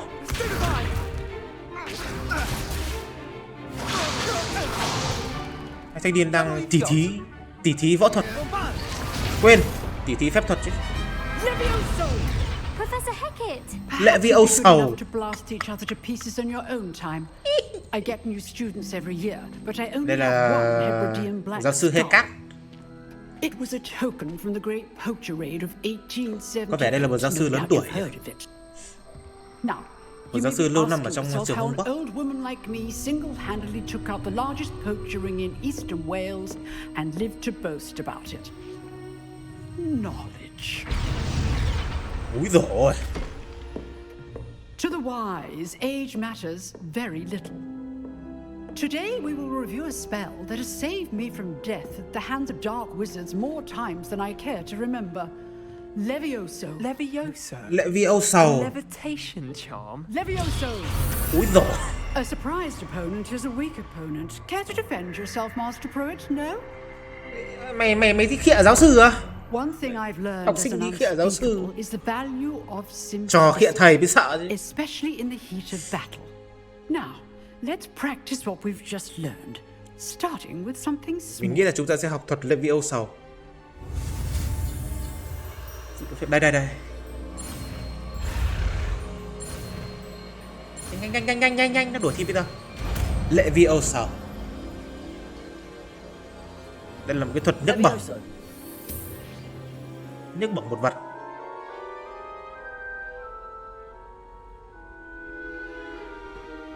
Now, let's try something a little larger. Thử với một cái thứ lớn hơn. Úi dồi ôi. Cô ơi, con vừa nhấc cái một kiểu một cái lông vũ. Một cái lông vũ mà bây giờ cô bắt con nhấc cả nguyên một cái này à? Tà hợi. Let us begin with the Thi triển một basic cuốn niệm cast. phép cơ bản. See how the dummy deflected your cast. Có cô ơi. Cast Levioso first, Leviosa. then the basic cast. Remember, a surprised opponent Kẻ bất is a ngờ weak sẽ bộ opponent. lực yếu điểm, As giống Master như cậu Pruitt và đeo két. so artfully helped me demonstrate. Phá vỡ khiên vàng. Ok. Leviosa. Rồi, xị. Xị thực sự. Very good, but the best way to practice is by dueling. We'll start with you. Ôi dồi ôi, đánh nhau rồi. Take your marks. Múa nghệ, sức nghệ. Tôi là nghệ nhân. I want a fair duel. Bây giờ là solo với thanh niên này. Basic cast and Protego. You may begin. Rồi, bắt đầu đấy. Thoải mái đi. À, bắt đầu chưa? Lẽ miêu sóng. Ôi. Thanh niên. Ôi chết, hồi chiêu. Thôi chết tôi rồi. Lẽ miêu sóng. Sebastian Salo. Nhẹ. Rơi đài ngay. Not bad for a beginner. You give as good as you get. Ra gì đấy? Trông mình chiến vãi. Nghệ ngay. Thank you, Professor Hecat. Glad to have the opportunity to practice. If what I've seen today is any indication, we can expect great things from you. I demand excellence from my students. They are capable of achieving it, and they must achieve it. A classroom duel is one thing, but battling dark wizards, or as ever more likely, goblins, is a different kettle of grindylows entirely. Understood, Professor. So, I'd advise you to keep practicing whenever you can. Có lẽ là Salo sẽ Perhaps Mr. giúp được Sallow will trò. have some ideas for you. Again, Well done today. I shall reach out soon with additional assignments. All right. Nói chuyện với Sebastian Salo. Đây, thanh niên mình vừa mới đánh bại. I enjoyed that. Well, that duel was quite something. Everyone will be talking about it. It was certainly good practice. Practice? It felt more like I was dueling an expert. Sebastian Salo, by the way. Để cao tôi quá. A new student to be so deft with a wand. Then again, perhaps this wasn't your first duel. Đúng mà, tôi chưa bao giờ chiến đấu với đũa phép cả. In fact, it was. Chúng ta là phải khiêm tốn, Be coy if you like, but I know better. Magic requires intention and talent. You know. Mình phải tạo một cái hình tượng bên ngoài là một kẻ nhìn mặt ngu ngu nhưng bên trong nguy hiểm. Unsanctioned dueling organization. Nó mới nghệ. Có biết không, có một hội đấu phép bí mật không được công nhận nhưng sẽ là phù hợp. Nghe là hấp dẫn phết. Exclusive and đúng rồi, chúng ta phải khiêm tốn. Chúng ta phải giấu nghề. Excellent. Knew I was right about you. If you want to get the most out of your time at Hogwarts, you're going to need to break the rules now and then. Whether it's joining a secret dueling club, không nên or thể hiện. sneaking into the restricted section of the library, you just have to Bởi vì có be rất nhiều người clever giỏi hơn enough mình. not to get caught. Thank you, Sebastian. I'll keep that in mind. Good. Pleasure chatting with you. I'm sure I'll see you soon. Perhaps somewhere unsanctioned. We'll see if your performance today was sheer luck or actual skill. Look for Luke and Brattleby near the clock tower entrance. Về mặt hiền lành nhưng mà solo thì không ngắn thằng nào. Bây giờ là đi đâu đây? Ôi, có cái hòm này. Nhiệm vụ hoàn thành, lớp học phòng chống nghệ thuật hắc ám. Thì đéo nào học hành thì chỉ có thế chứ? Nhàn vãi. Học hành trong này sướng vãi. Học có mấy phút không? Bây giờ làm nhiệm vụ này đi. Ở trên, bên trên.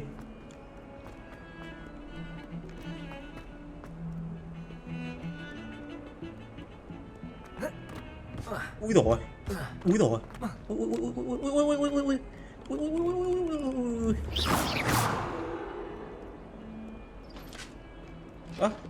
Đi đường đéo nào đây? Mình thì tốt nhất là cứ đi theo cái này đi. Cứ đi theo chỉ dẫn đi, không đi lung tung. Cái gì đây? Vậy này.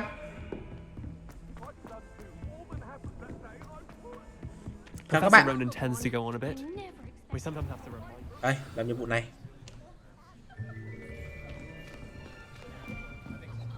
Đây là lớp học bùa chú. Ngồi vào bàn thôi. Here. Behind you. There is an open seat here. Bạn này là online. Thank you. Hello, I am Nettie. So you are the new student. Have you met Professor Ronan yet? Chưa. Shall we begin? Ronan, ông này nhìn giống như kiểu là gì? Những người thương nhân ở bên Ấn Độ. Trên bản đồ có cả kho báu vừa qua. Chắc đấy nó là một cái gì đấy chứ không phải là kho báu đâu. Làm gì có chuyện kho báu mình dễ kiếm thế.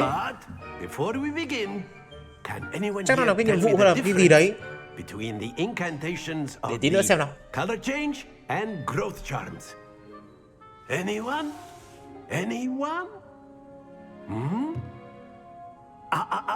I am afraid it is too late to study now. Ông thu luôn quyển sách rồi. Em học trò mới mà thấy. Thầy có vẻ vui tính. Do you even remember how to perform a basic summoning charm? Em không biết đâu thầy ạ, em học sinh mới mà. Well, it seems that we are in dire need of review. Everyone get into pairs and take positions on opposite sides of the classroom. Now let's put those textbooks to use as the blunt objects you so believe they are, and take turns summoning them out of one đơn giản là another's nếu có ai muốn bắt cặp với mình. Only one book will be needed per partnership, Miss Dale. Thank you. Get into place now.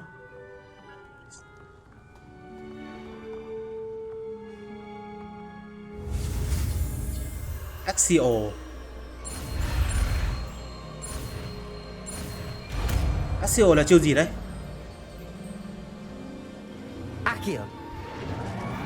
À, giật đồ từ người khác. That is not bad. You are a swift learner. I see a lot of potential, but remember, potential is nothing without practice. Keep at it. You might just rival Miss Onai here. Very good, everyone. That's enough of that. Well, as you all seem to have the basics down, Đây là and một it người is đáng an yêu, exceptionally lovely dã day, ngoại. Ui dồi ôi, dã ngoại, ngon. might have ourselves a little excursion. Học cái này gọi là học chứ. Outside for a spot of fresh air. After me. Mình bắt đầu thích thế giới phép thuật rồi đấy. Cái này mới gọi là học chứ. Chúng ta đã set game. Ngoại trang của các trang bị có thể được thay đổi ở bảng chọn trang bị. Đúng rồi, học một tí ta đi chơi, sướng. Sau này chắc là sẽ học bay, cưỡi chổi các kiểu. Nghe đã thấy thích rồi. So, what better than a bit of sport to put our prowess with the summoning charm to the test, right? Chết mẹ, có kiểm tra. Chết mẹ, kiểm tra. Ôi dồi ôi. Phép thuật với xây nhà đơn giản nhỉ?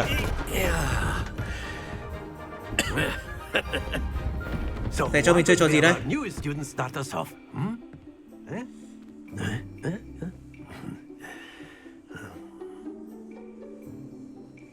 À, từ.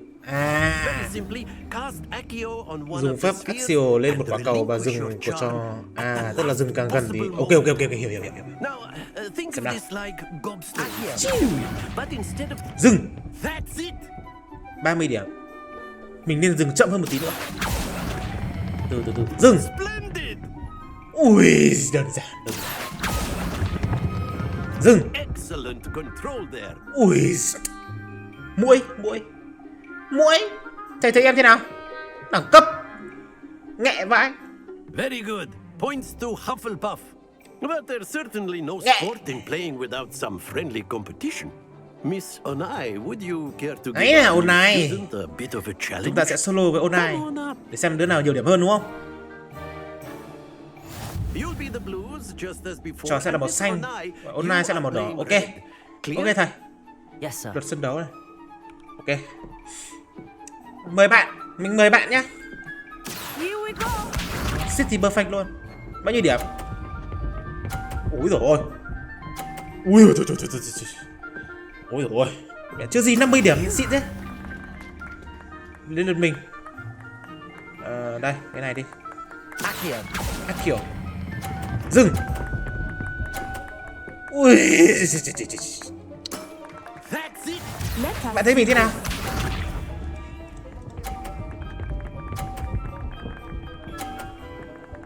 Khá đấy. Xem nào. Cứ đến cái màu cam nhá. Cứ đến cái màu cam là mình bỏ tay ra. Axio.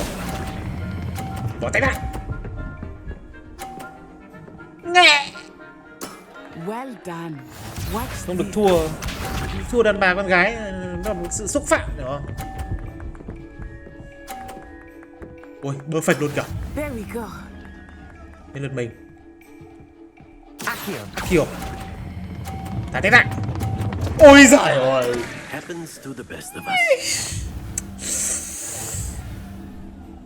Onai chiến thắng. Đây là mình giả vờ thôi, mình không chấp con gái.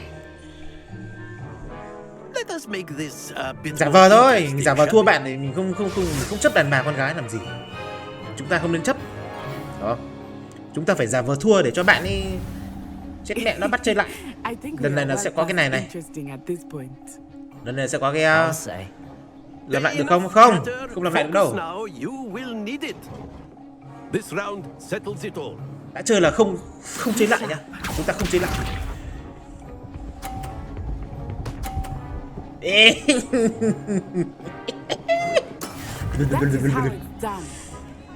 Non, hơi non. Từ bây giờ phải canh. Từ phải cho cái này đi. Rồi. Dừng. Vai, dừng ấy quá. Chúng nó ngang điểm nhau thôi.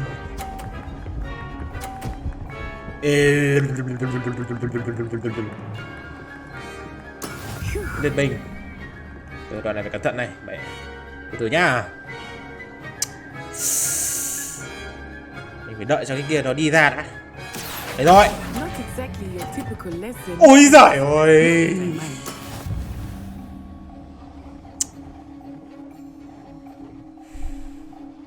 điểm. Mẹ lần này mình phải được 50 điểm bây giờ.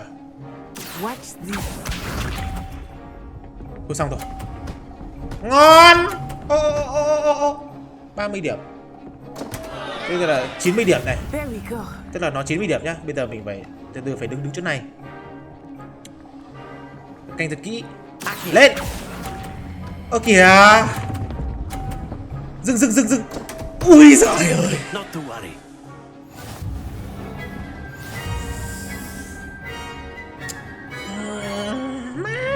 Khó thế. Very good, both of you. Well done. Thực ra là mình giả vờ các bạn, giả vờ đấy. Giả vờ cho game nó gay cấn lên một tí chứ.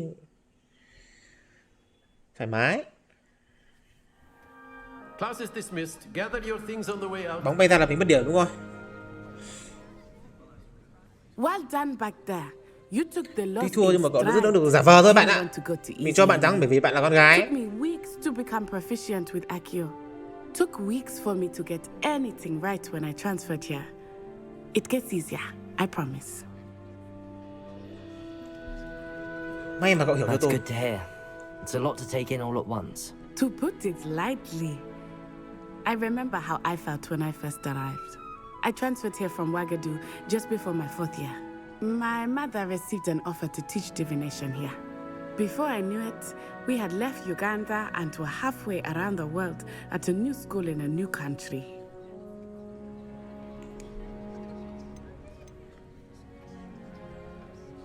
Phép thuật ở Ouagadougou có khác This không? may seem an odd question, but is magic the same there as it is here?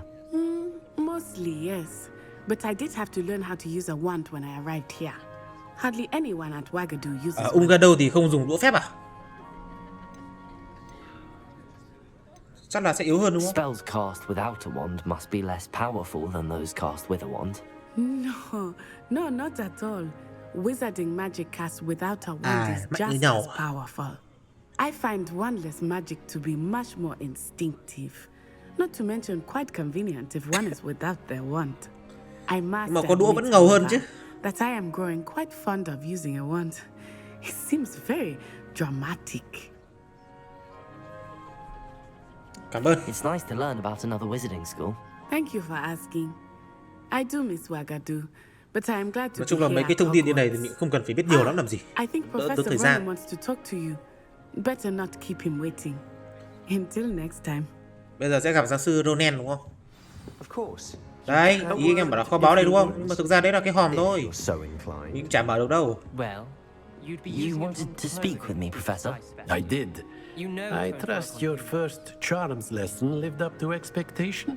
Well, an outdoor competition wasn't exactly the lesson I was expecting, sir. What charm is there in the expected? Miss Onai is a talented witch. Take it in stride. One often gains the most from the battles one has lost. Of course, Professor. It was a challenging match. Miss Onai is always a fierce competitor, though I sense that she is a bit distracted of late. Now, Professor Weasley has asked that your professors give you instruction outside of the ordinary sẽ có bài tập về nhà, cái này người ta gọi là bài tập về nhà đấy. Soon regarding a special assignment that I am preparing for you. Ok thầy. Thoải mái thầy ơi. Bây giờ là như nào đây? Ở nhiệm vụ hoàn thành nó vào bùa chú. Gần lên level 3 thôi. You're the new student, aren't you? Ồ, bây giờ mình đi đâu đây? Fuck. Ở bản đồ xem nào. Thử thách này. Nhiệm vụ. Cái này xong rồi mà. Bản đồ. Nhiệm vụ phụ. Đâu? Nhiệm vụ phụ đâu? The hell? Đôi đũa chéo. Nói chuyện với Lucan. Ok, Lucan đâu? Đây. Tucan Brad Leby. Để đi xuống dưới. À kia, cái nhiệm vụ phụ kia. Để mình làm nhiệm vụ phụ trước nhá. Nhảy xuống được không? Không được, nó không cho nhảy.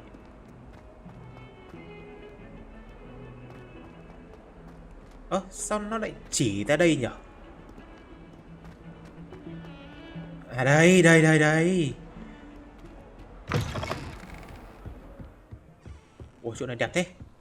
Chỗ này ngồi câu cá. À nhưng mà không, cao quá không câu được. Thấp phân nửa là câu ngon.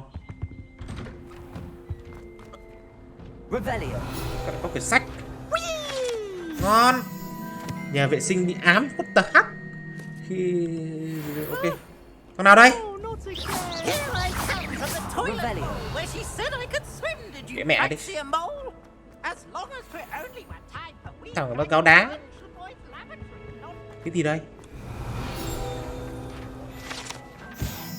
Ngon. Thu thập bản đồ mình cũng được kinh nghiệm nhé. Glad you can make it. Lucan's just over there. Cái gì đây? Đây là cái để bị teleport. Thằng này đúng rồi, thằng này nó là Sebastian. Can I help you? Sebastian told me to see you about a club. If Sebastian vouches for you, thỉnh thoảng sẽ có những cái phân đoạn nó giật. I coordinate duels for crossed ones. A dueling club. Nhưng mà nó giật ít thôi, không có vấn đề. It's invitation only, so you must have really impressed Sebastian.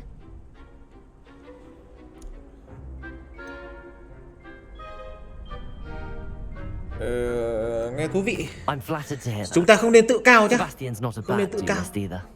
Imagine it's quite something to see the two of you duel. How does cross wands work exactly?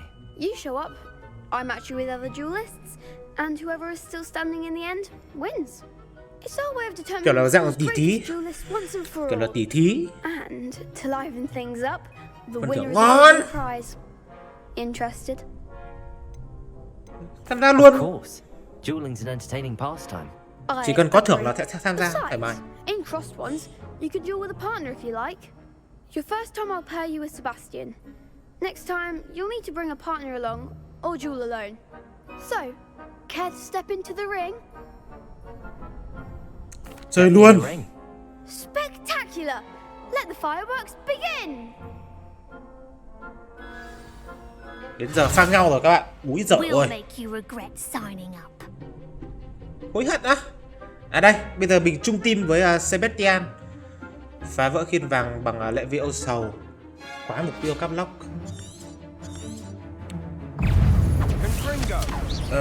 Lệ vị âu sầu. Ngon.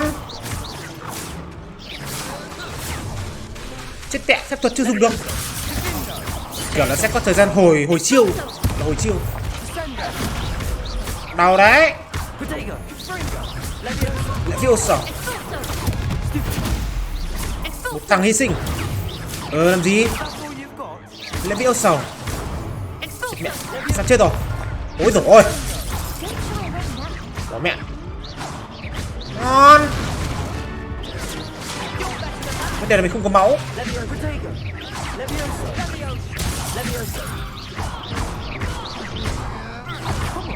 Thôi, nghẹ.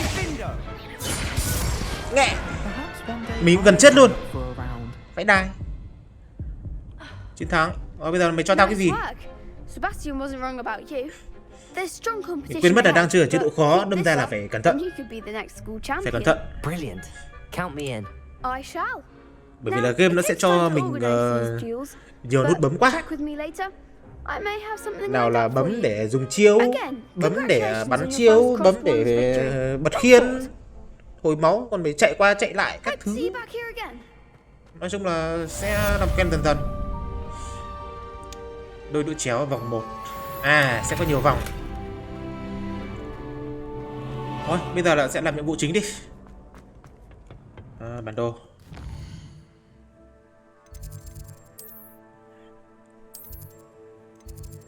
Đây, mình teleport ra đây để chạy cho nhanh. Chiêu 2 để phá khiên, đúng rồi, phải nhớ. Chiêu 4 là cướp đồ từ người khác. Chiêu 1 là để bật đèn.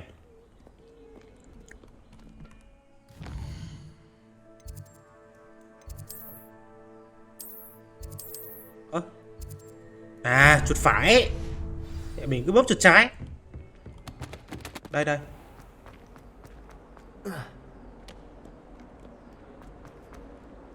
Nhảy qua đây luôn. Nó đéo cho nhảy. Kiểu nó có một cái bức tường vô hình. Cái gì đây? Ngon. Ở đây có một cái hòm. Nhưng mà khóa rồi. Khóa cấp 2. Không vào được. Thôi, đi làm nhiệm vụ thôi. Ở dưới. Game nhiều nhiệm vụ phải làm hết từ từ, đúng rồi. Phải làm từ từ thôi. Nói chung là hôm nay sẽ chơi lâu một tí. Con mèo. Ôi, mình chạm một con mèo nó cũng kêu hừ hừ hừ giống ở ngoài. Có một cái hòm ở đây à? Có một cái biểu tượng ở đây nhưng mà không biết là gì.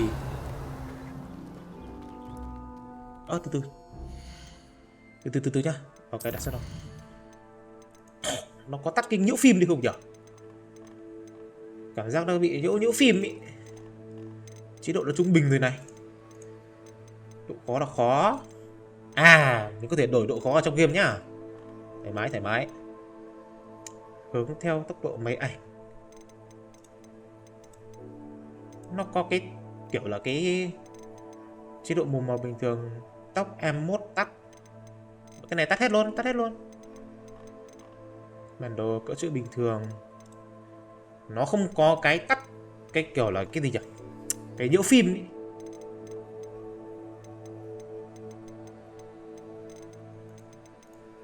Cái là đồ họa. Cái đặt màn hình đây. Màn hình là video DLSS là để cân bằng 60 fps. Quang sai màu sắc là để tăng trải nghiệm thực tế. Độ sâu trường ảnh.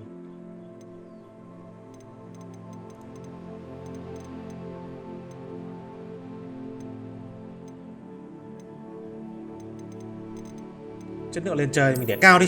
Để cao nhìn cho nó đẹp. Nhìn bầu trời cho nó đẹp.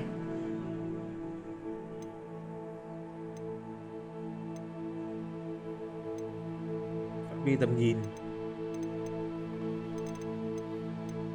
Kết cấu. Kỳ là để cao đi. Rồi, nói chung là ok đấy. Nói chung là tạm ổn.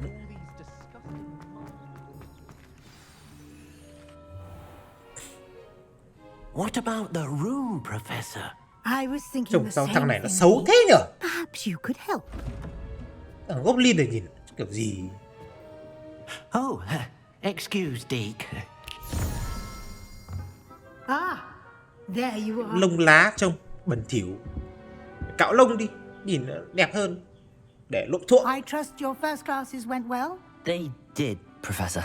I heard as much from Professors Hecat and Ronan. Seems Professor Fig taught you quite a bit before you arrived. I'd wager there's a good deal more to your travels here than what you've told me. Isn't there?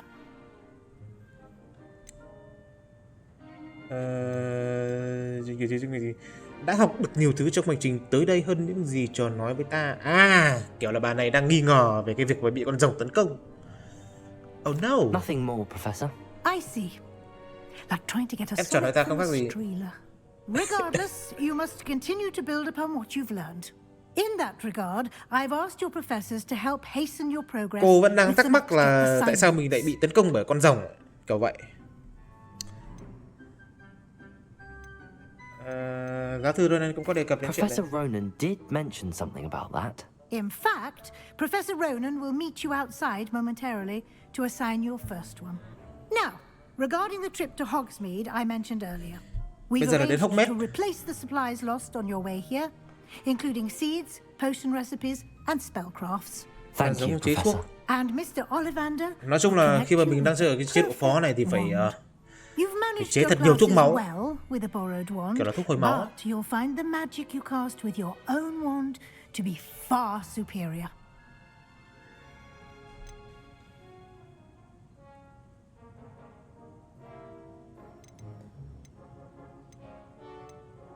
Lên đường luôn. Hỏi nhiều làm cái gì? Tốn thời gian. Very well. I'd like you to make your first visit to the village with a classmate. Help you get your bearings. Perhaps Sebastian Sallow or Natsai Onai. I've noticed you spending time with them. Mình đi theo Sebastian đi. I'd like to go with Sebastian. Glad to hear it. Mr. Sallow is a capable young wizard, and he knows the area. He'll keep Mình bắt đầu you thích well thằng clear Sebastian of này any đấy. of Victor Rookwood's undesirables. Thích theo tình bạn đó nhá, không phải là gay đâu. Anh em lưu ý. Unsavory local. Best to avoid him and his associates, including his right hand of sorts, Theophilus Harlow, if you can. Once you've finished Professor Ronan's assignment, your friend will meet you at the castle doors. No time to waste. The sooner you complete your work, the sooner you can enjoy a butterbeer at the Three Broomsticks. Bây giờ là đi tới Hogwarts, gặp giáo sư Weasley tại báo cáo cho Ronan. Cũng gần thôi. Nói chuyện với Ronan để nhận phân công đầu tiên. Phần thưởng khi hoàn thành phân công đầu tiên là bùa hàn gắn Reparo. Bùa hàn gắn Reparo là gì? There you Chào are. thầy. You have a new spell to teach me, Professor. Indeed I do, and an exceedingly useful one at that. The mending charm Reparo. Fixes things right up, makes a broken object good as new in the blink of an eye. It seems as if that might come in handy. More frequently than one would imagine. As Professor Weasley mentioned, I am not the only one who will be teaching you spells outside of class in an effort to catch you up with your peers. A number of your professors have agreed to do so as well, but first, each shall ask that you complete a few preliminary tasks to hone your magic. I have arranged some for today. See them through and then report back to me. We will have you casting Reparo in no time. Con sẽ hoàn thành nhiệm vụ. I'll start on the task right away, Professor. Nhiệm vụ rồi Ronan. Thu thập tranh. This is the right area. Đấy. I wonder where the flying pages are. Không phải bắn à? Revelio. Đây. Đúng rồi. Cái chiêu mà lấy đồ từ tay người khác ấy. Ở trên đây nữa này. A flying page must be around here somewhere. Có một tờ giấy bay ở xung quanh đây. Revelio. Đâu? Đây. Nhiệm vụ đơn giản.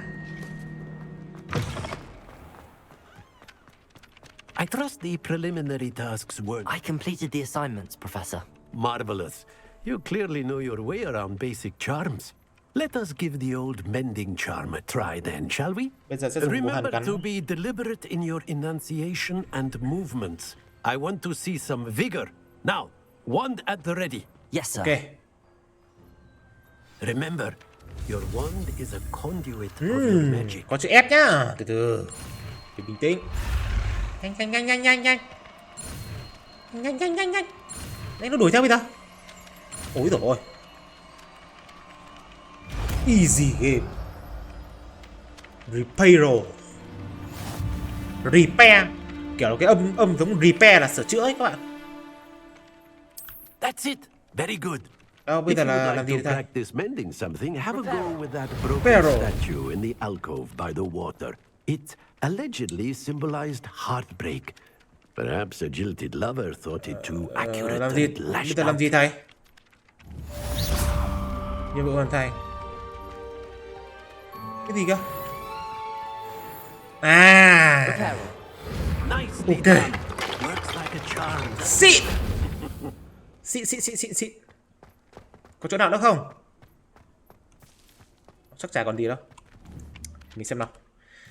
Bây giờ chúng ta sẽ đi làm nhiệm vụ chính đi. không dài dòng. Ơ kìa.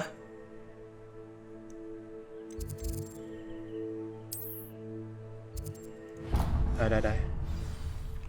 78 mét.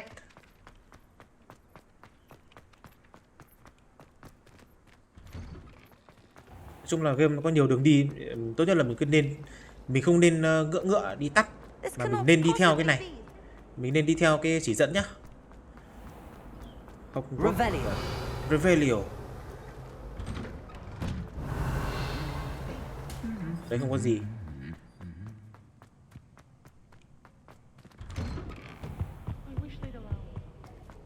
Đây, Sebastian đây. Fancy meeting you here. Hello, Sebastian. Ah, my new charge. I'm told you're in dire need of supplies, and I'm to accompany you into Hogsmeade for them. Is this your first foray into the village? It is. I haven't left the castle since I arrived. Well, I shall endeavour to be the very best of guides then. Hogsmeade's a charming little place. Hogsmeade là một nơi rất là hấp dẫn, tự cung tự cấp, chúng ta có thể thấy gần như mọi thứ mình cần.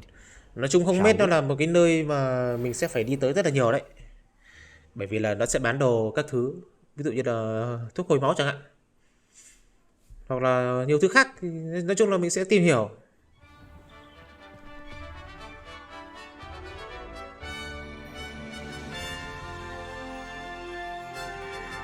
Bạn này đang load game.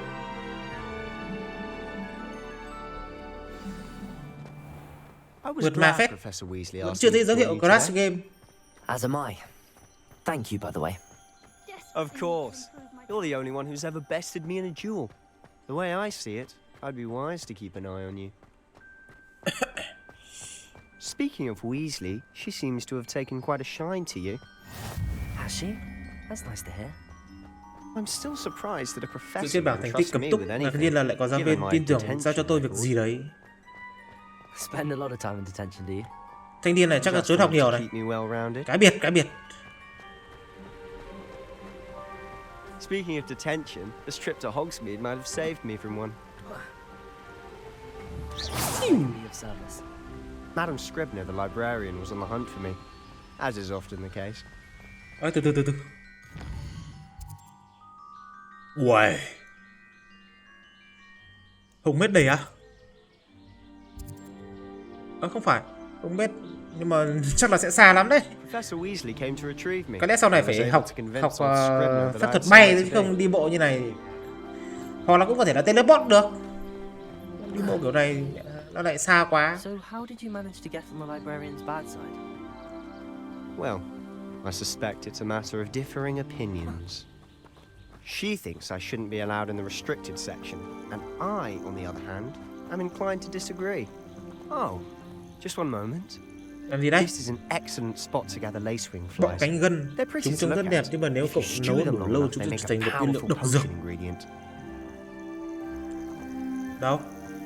Đây á? Bọ cánh gân này. Đây là hoa la kèn.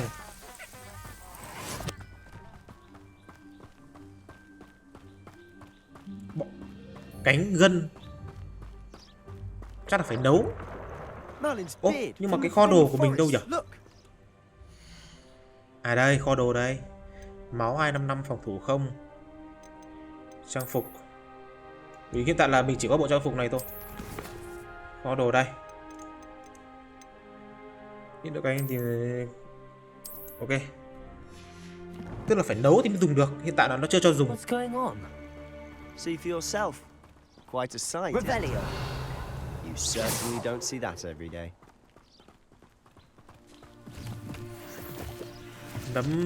Mũ nấm cóc nhỉ? Để làm gì vậy? Chả biết. Mấy cái đấy tính sau đi. To the left is the Forbidden Forest. Out of bounds to all students. Đây bên này là rừng cấm này. Oh, hence the name. Precisely. They think it's too dangerous. I think they need to have more confidence in our defensive abilities. Ah, you Đó can là see mình vừa ra đấy để kích hoạt cái lửa xanh, có gì teleport cho nhanh. Ui ôi, nó vừa giật một cái kìa các bạn ơi. Vãi đái thật.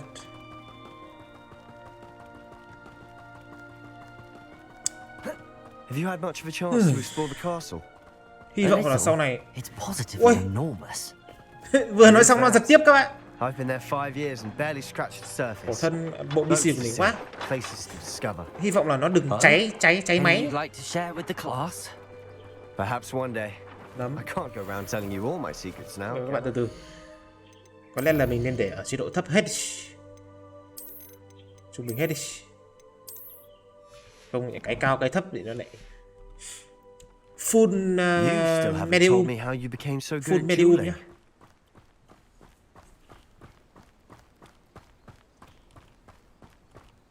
I've always thought Thestral's pulling a carriage a bit grim, though I suppose most people don't.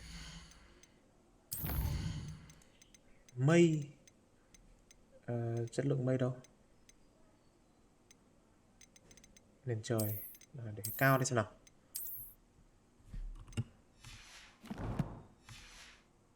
See them at all? Đúng rồi. But you can see them. Unfortunately, but you've seen quite a bit yourself. Chắc là cũng chẳng cần đâu các bạn nhỉ. Cái mây chắc là mình chẳng bao giờ nhìn đến trời đâu. Chắc là thôi mình cứ để thấp đi. Cho nó đỡ giật lag, không lại nhiều khi đang chơi nó cứ khựng. Cảm giác sẽ khó chịu ấy. That dragon attack. Hopefully the rest of your year isn't as eventful.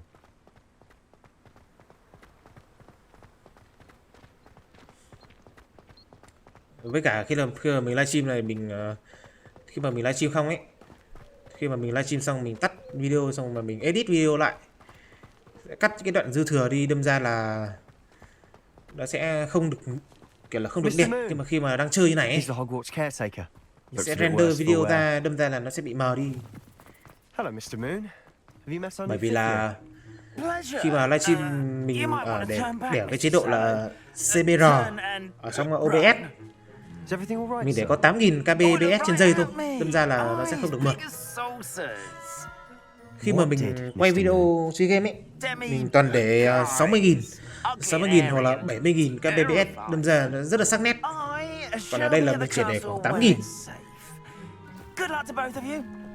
Đi thôi bạn. A tenny, guys. I don't know what he's putting in his pumpkin juice, but he's obviously had too much of it. I've never seen Mr. Moon in such a state. Cái gì đây? Mr. Moon is quite a character. My sister Anne thinks he's lovely, but I'd say he could improve a bit as a caretaker. Nguyệt Thạch. Oh, is your sister in Slytherin too? She is, or rather, she was. She's not well at the moment, but she'll be better soon and back at Hogwarts.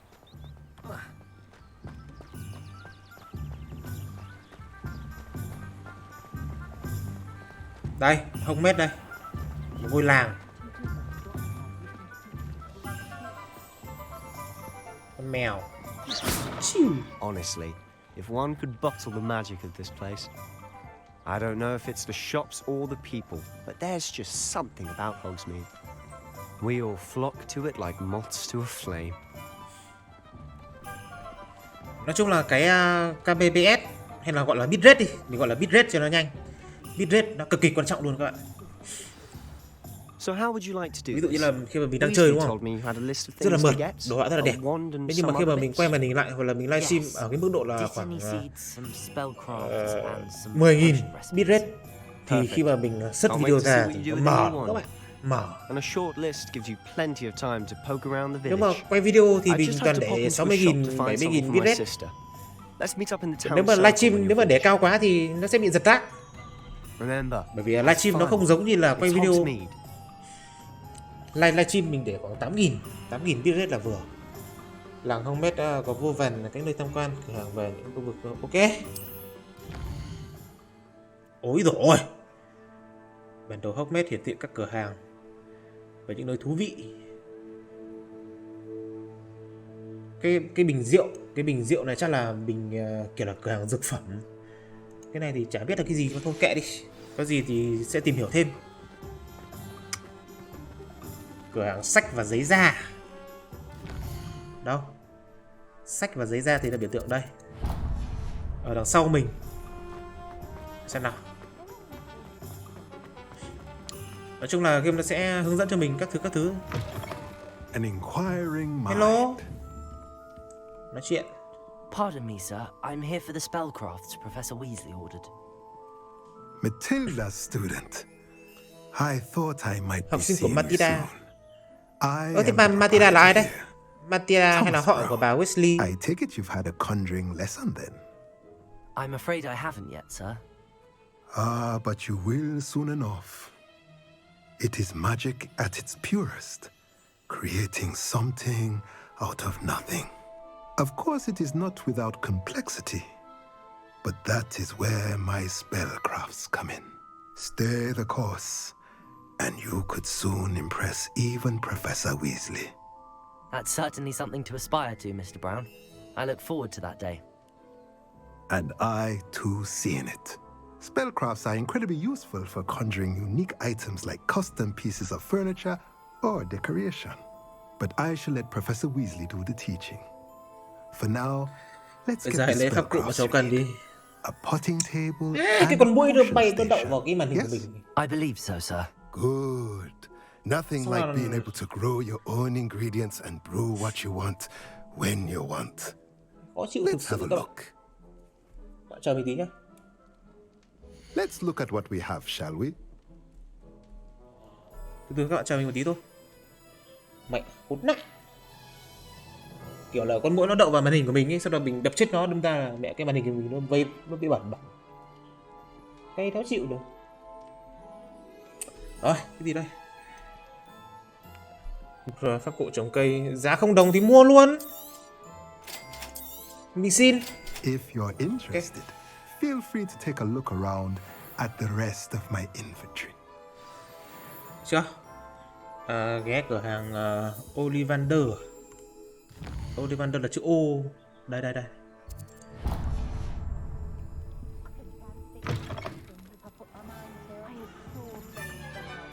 Ngay đây thôi.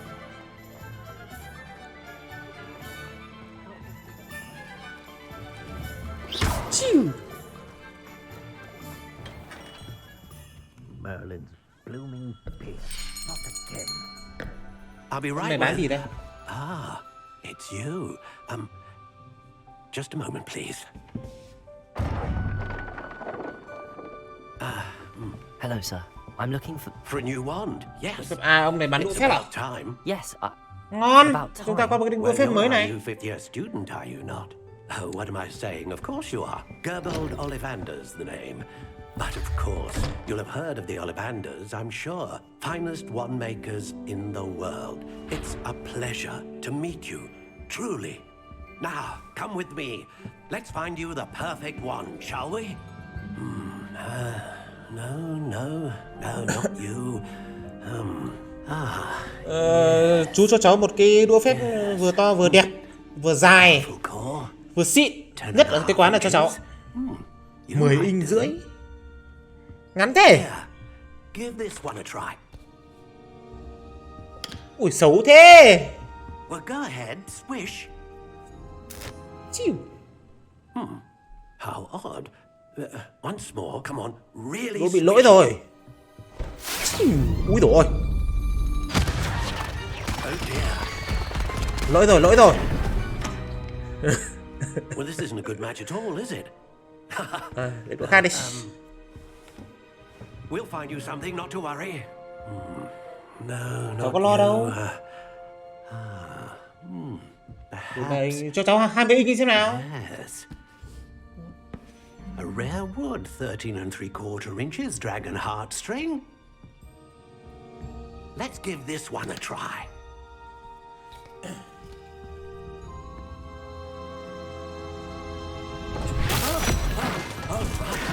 Đũa này chắc là không hợp với mình rồi.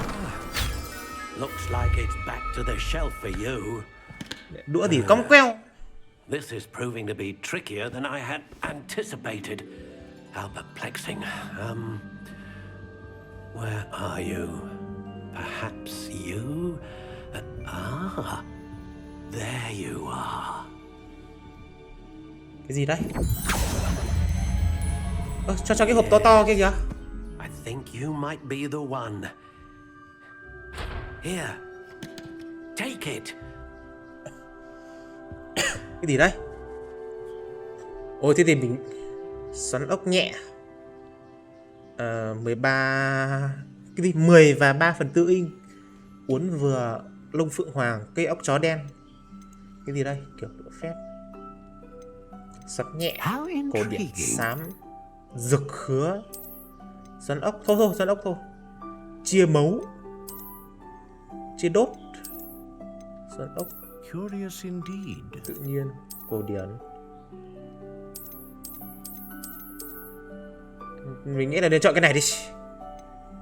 How intriguing. Để xem nào.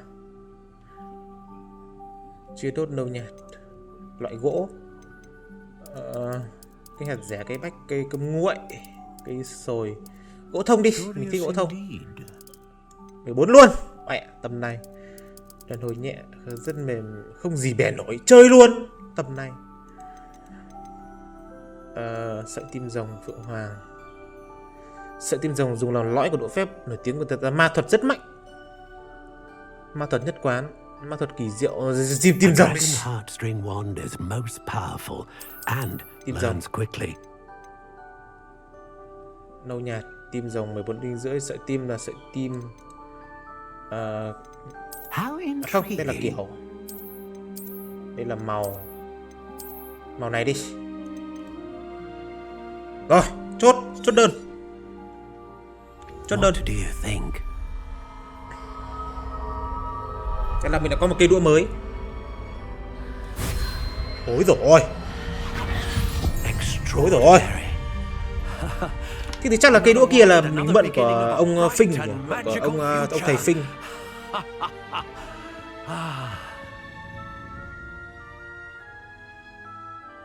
Now, how did that feel? Cảm giác rất là feel thầy ạ. I sensed a sort of surge of some kind. A match. Your connection seemed particularly powerful. The right wand will learn from you, just as you learn from it. I'm eager to try it out. I would imagine so. A wand with a dragon heartstring core is capable of dazzling magic. And the bond between you and your wand should only grow stronger. Do not be surprised at your new wand's ability to perceive your intentions, particularly in a moment of need. That sounds wonderful, Mr. Ollivander. I'll let you get to it. Do come and see me again if ever I can be of further assistance. Ok, thank you ông. Giờ mình có cái đũa mới.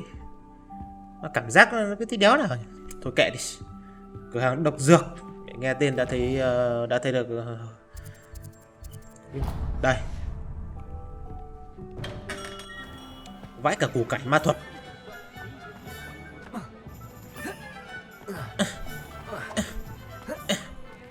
Hello.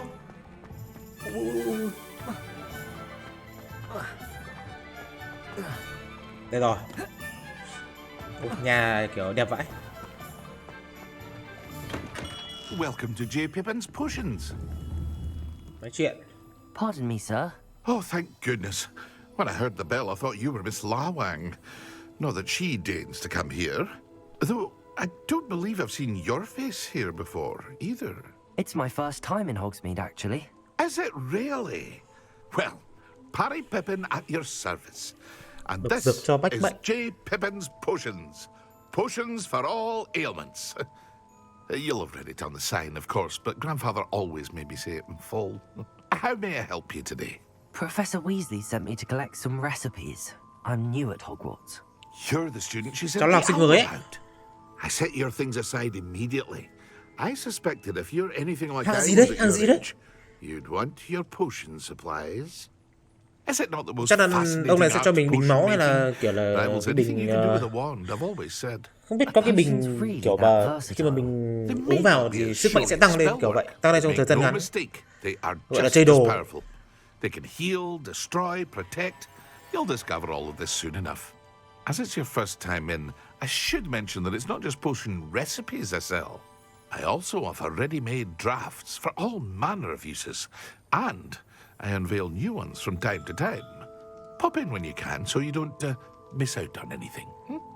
But for now, let's get you those recipes, shall we? Đâu, xem nào, ông có cho mình cái gì đây? What can I do for you today? Công thức một đoạn sẽ tạo ra một lớp cứng như đá bao quanh da người. Kiểu là cái Giáp Một phục chắc là máu. Feel free to take a look at the rest of my inventory, or come back another time if you're in a rush today. Bây giờ đến cửa hàng củ cải. Cái gì đây? Có gì đâu? Đâu, củ cải đâu? Đây. Ơ kìa. Như mình vừa vào góc nát ấy. Bị bấc. Từ từ, có một cái quyển sách. Ở đây bạn ơi. Ơ kìa, bấm nhầm. Rồi.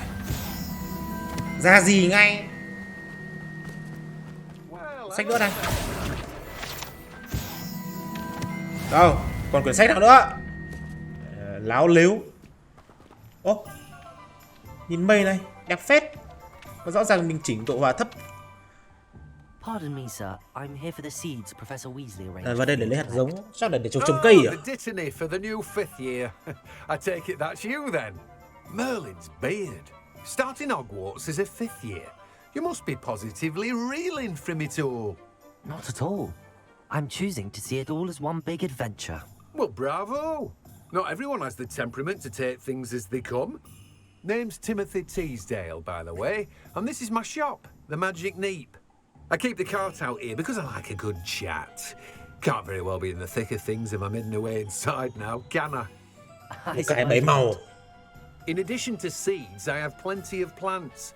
Grow everything myself. My speciality is potion ingredients. Even Pippin purchases from me. But what say we get you a packet of Dittany seeds? Cái bạch tiết để làm gì đấy? Let me guess. You're after something fresh. Bảo khóa khả năng trồng cây bạch tiễn trong chậu nhỏ. Do have a look around. Plenty of ingredients to pique your interest, I'd wager. Well, that's everything. Better go and find Sebastian.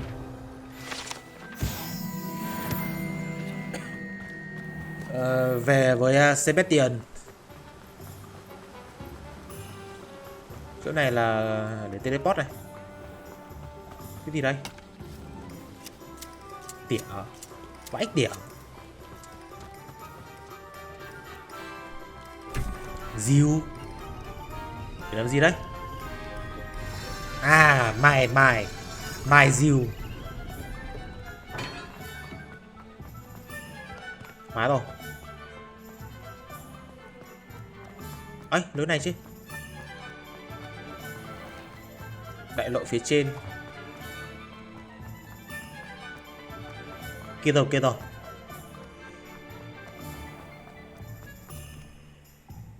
I officially have all of my supplies. Con đã có đầy đủ dụng cụ cần thiết, sao lại xưng con? Did you get what you needed for your sister? I did. So I suppose the world is our oyster. Dịch lỗi rồi sao ấy? Let's see what else we can get. Chắc là chúng ta sẽ cần phải có thêm bản cập nhật từ các bạn ở trên team. Cái gì đây? Ôi dồi ôi. Ô, cái thằng này trông giống cái thằng gì mà khổng lồ ở trong Resident Evil 4 nhỉ? Giống phết. Mỗi tội thằng này có giáp, còn thằng ở trong Resident Evil 4 là nó không có giáp. À đâu? Hình như là có. Cái thằng ở trong Resident Evil 4 nó cũng có giáp, nhưng mà nó không có vũ khí. Chắc kiểu này là mình phải đánh boss rồi. Ôi dồi ôi. Mẹ thằng phá hoại. Cắt trô. Cắt trô nè. Đánh nhau rồi. Láo. Cố láo. Ôi dồi ôi. Quên phải né. Quên. Quỷ khổng lồ mặc giáp. Lại bị ột sầu. Né. Nhẹ vãi. Ở đây. Né. Hồi máu. Nhẹ. Repair. Ok, lại bị ột sầu. Tôi đập cái gì đấy bạn? Mình ở đây mà. Bạn đập cái gì đấy? Ui, khổ thân thằng Sebastian lại bị đánh bay. Z là cú ném ma thuật. Mày. Ok. À, cú ném ma thuật, được. Chết mẹ, hết rồi. Hết cái thùng để cho mình ném rồi. Đây, vẫn còn này. Ôi dồi ôi, mẹ nó chấm phát. Chạy. Nào thế. Từ bạn ơi, hồi máu đã. Từ. Chó nó nhanh thế nhở.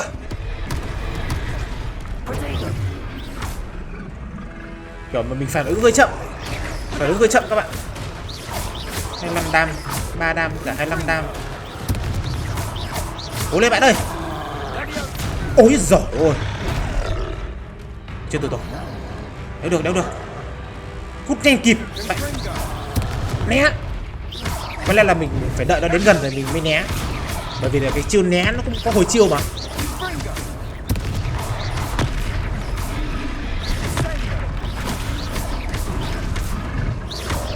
Né. Rồi. Nó có cái vòng ở trên đầu mình là mình sẽ ấn nút né.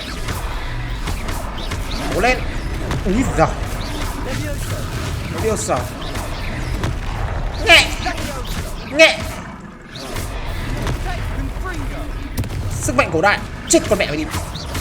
Chó dài thế nhở. Né ngay. Mấy thằng to nhưng mà chậm. To mà ngu. Nó chửi mày đấy làm gì tao. Cay.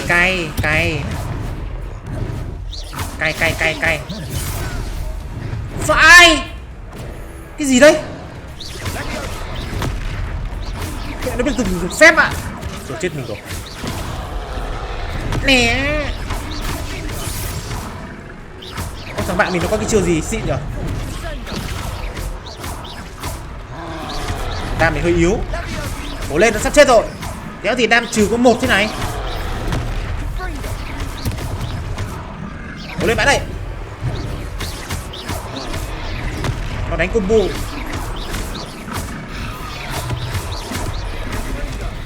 Nó phi. Rồi.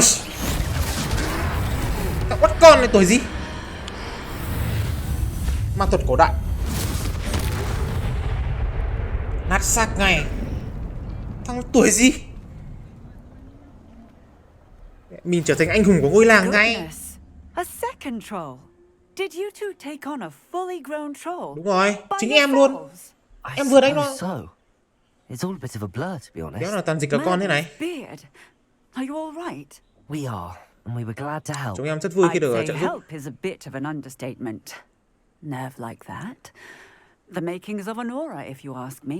Riêng thằng oắt con ấy chị cứ để em nhá. Cứ để em. The two of you wouldn't mind helping me put a few things back to where Biết là they chị were. có gì cho em là được. Of course, officer. Singer. Officer Singer. And thank you again. Sĩ quan officer, sĩ quan singer. Kiểu là sĩ quan của thị trấn. Sửa chữa thiệt hại cho thị trấn này. Reparo. Reparo. I'll go and see what he wants. Reparo. Đâu? Đây. Reparo. Reparo. Rồi. Xịn ngay tầm này.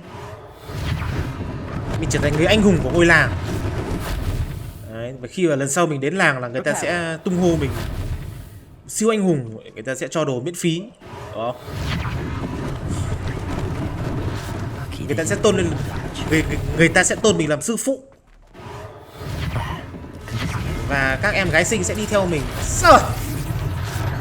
Anh Dương đại đế. Nào. Hồi sinh ngôi nhà. Xịn thực sự các bạn. Bây giờ quay lại chỗ thằng Sebastian. Nó đi đâu rồi? Nói chuyện với người bán hàng à? Hello, sir. I don't believe we've met. Allow me to introduce myself, Augustus Hill. Hill, thợ may. Extraordinaire.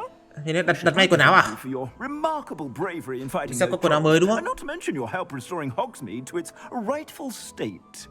I was happy to help. Chuyện bình thường chú ạ, chuyện bình thường. You deserve an Order of Merlin, but I can offer you something much more useful. I own Gladrag's wizardware, and among my inventory are some unique items that afford certain protections, as it were. Quần áo bảo vệ giáp đúng không? Bộ giáp. And as I suspect this won't be your last dangerous encounter, I'd like to give you one such set of ngon. in thanks. Chú có bộ nào xịn nhất trong đây mẹ? Gucci hay là Burberry hay là Adidas thì chú cho cháu một bộ xem nào. Cảm ơn. Thank you, Mr. Hill. That's very generous of you. It's the least I can do. Người ta cho thì mình nhận, đéo gì phải chảnh chó từ chối. Mẹ đã nghèo rồi còn chảnh, đúng không? Anh em công nhận không? Nghèo rồi còn chảnh. Đây đồ mới, chưa khả dụng. Phòng thủ cộng 5. Mua luôn đi. Mẹ giá 0 đồng thì tội gì không mua đúng không? Tội gì mẹ. Tục chọn ô trang bị. À mình mua áo. Cộng 6 cộng 5 cộng. Thì tính ra cái này xịn hơn nhỉ?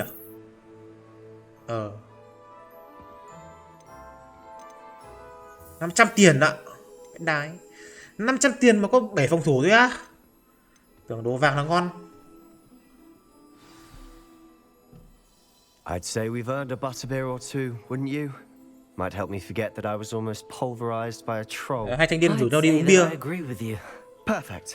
The 3 broomsticks is just this way. Quán 3 cây chổi. Revelio. Revelio. The items. Should you be inclined, you're most welcome to peruse my shop at your. Trong này có gì không? Mẹ thì đéo nào thanh niên vào nhà người ta mẹ lục dưng đồ lấy tiền như thật vậy. Revelio. Thôi đi ra thôi. Tương tác. Có gì đâu. Thôi đi ra. Nghịch mấy cái vớ vẩn này cũng chả có gì đâu. Đi theo Sebastian đi nhậu. Assuming it isn't utter bedlam in there, you might even meet Sirona, the owner. She's a good one to know. Ôi rồi. Bạn có thể đi nhanh hơn được không? Mình vừa nói tức thì xong nó teleport luôn ạ. Ôi, bộ đồ mình xịn phết. Cái gì đây? Cái thằng đấy ở như là ở đầu game đúng không? Cái thằng này ở đầu game. Có cả cái thằng Ranrock này. You said you could get to the child when they came to Hogsmeade. Tóm được chúng. Úi rồi, nó đang chỉ mình đấy. Was a distraction. I gave you a distraction. I just watched a student take down your distraction. Thì như là mình thằng Rookwood. Who's this child? What are you not telling me? Rookwood đi cùng với thằng Beckham sao? À không, Rackham. Đéo nào lại ở đây? Thằng Ranrock đó đang săn mình. Thôi rồi, nó nhìn thấy gì rồi. Let's go. Cút nhanh kịp. Did they see us? I don't think so. What was Nó that thấy rồi. goblin doing with Victor Rookwood? Ranrock is working with Rookwood. The goblin Ranrock from hợp the tác với Daily Rookwood. Prophet. I knew I'd seen him somewhere. Nói chung nó là người xấu. À quên, nó là quái Let's vật get xấu. inside the 3 broomsticks.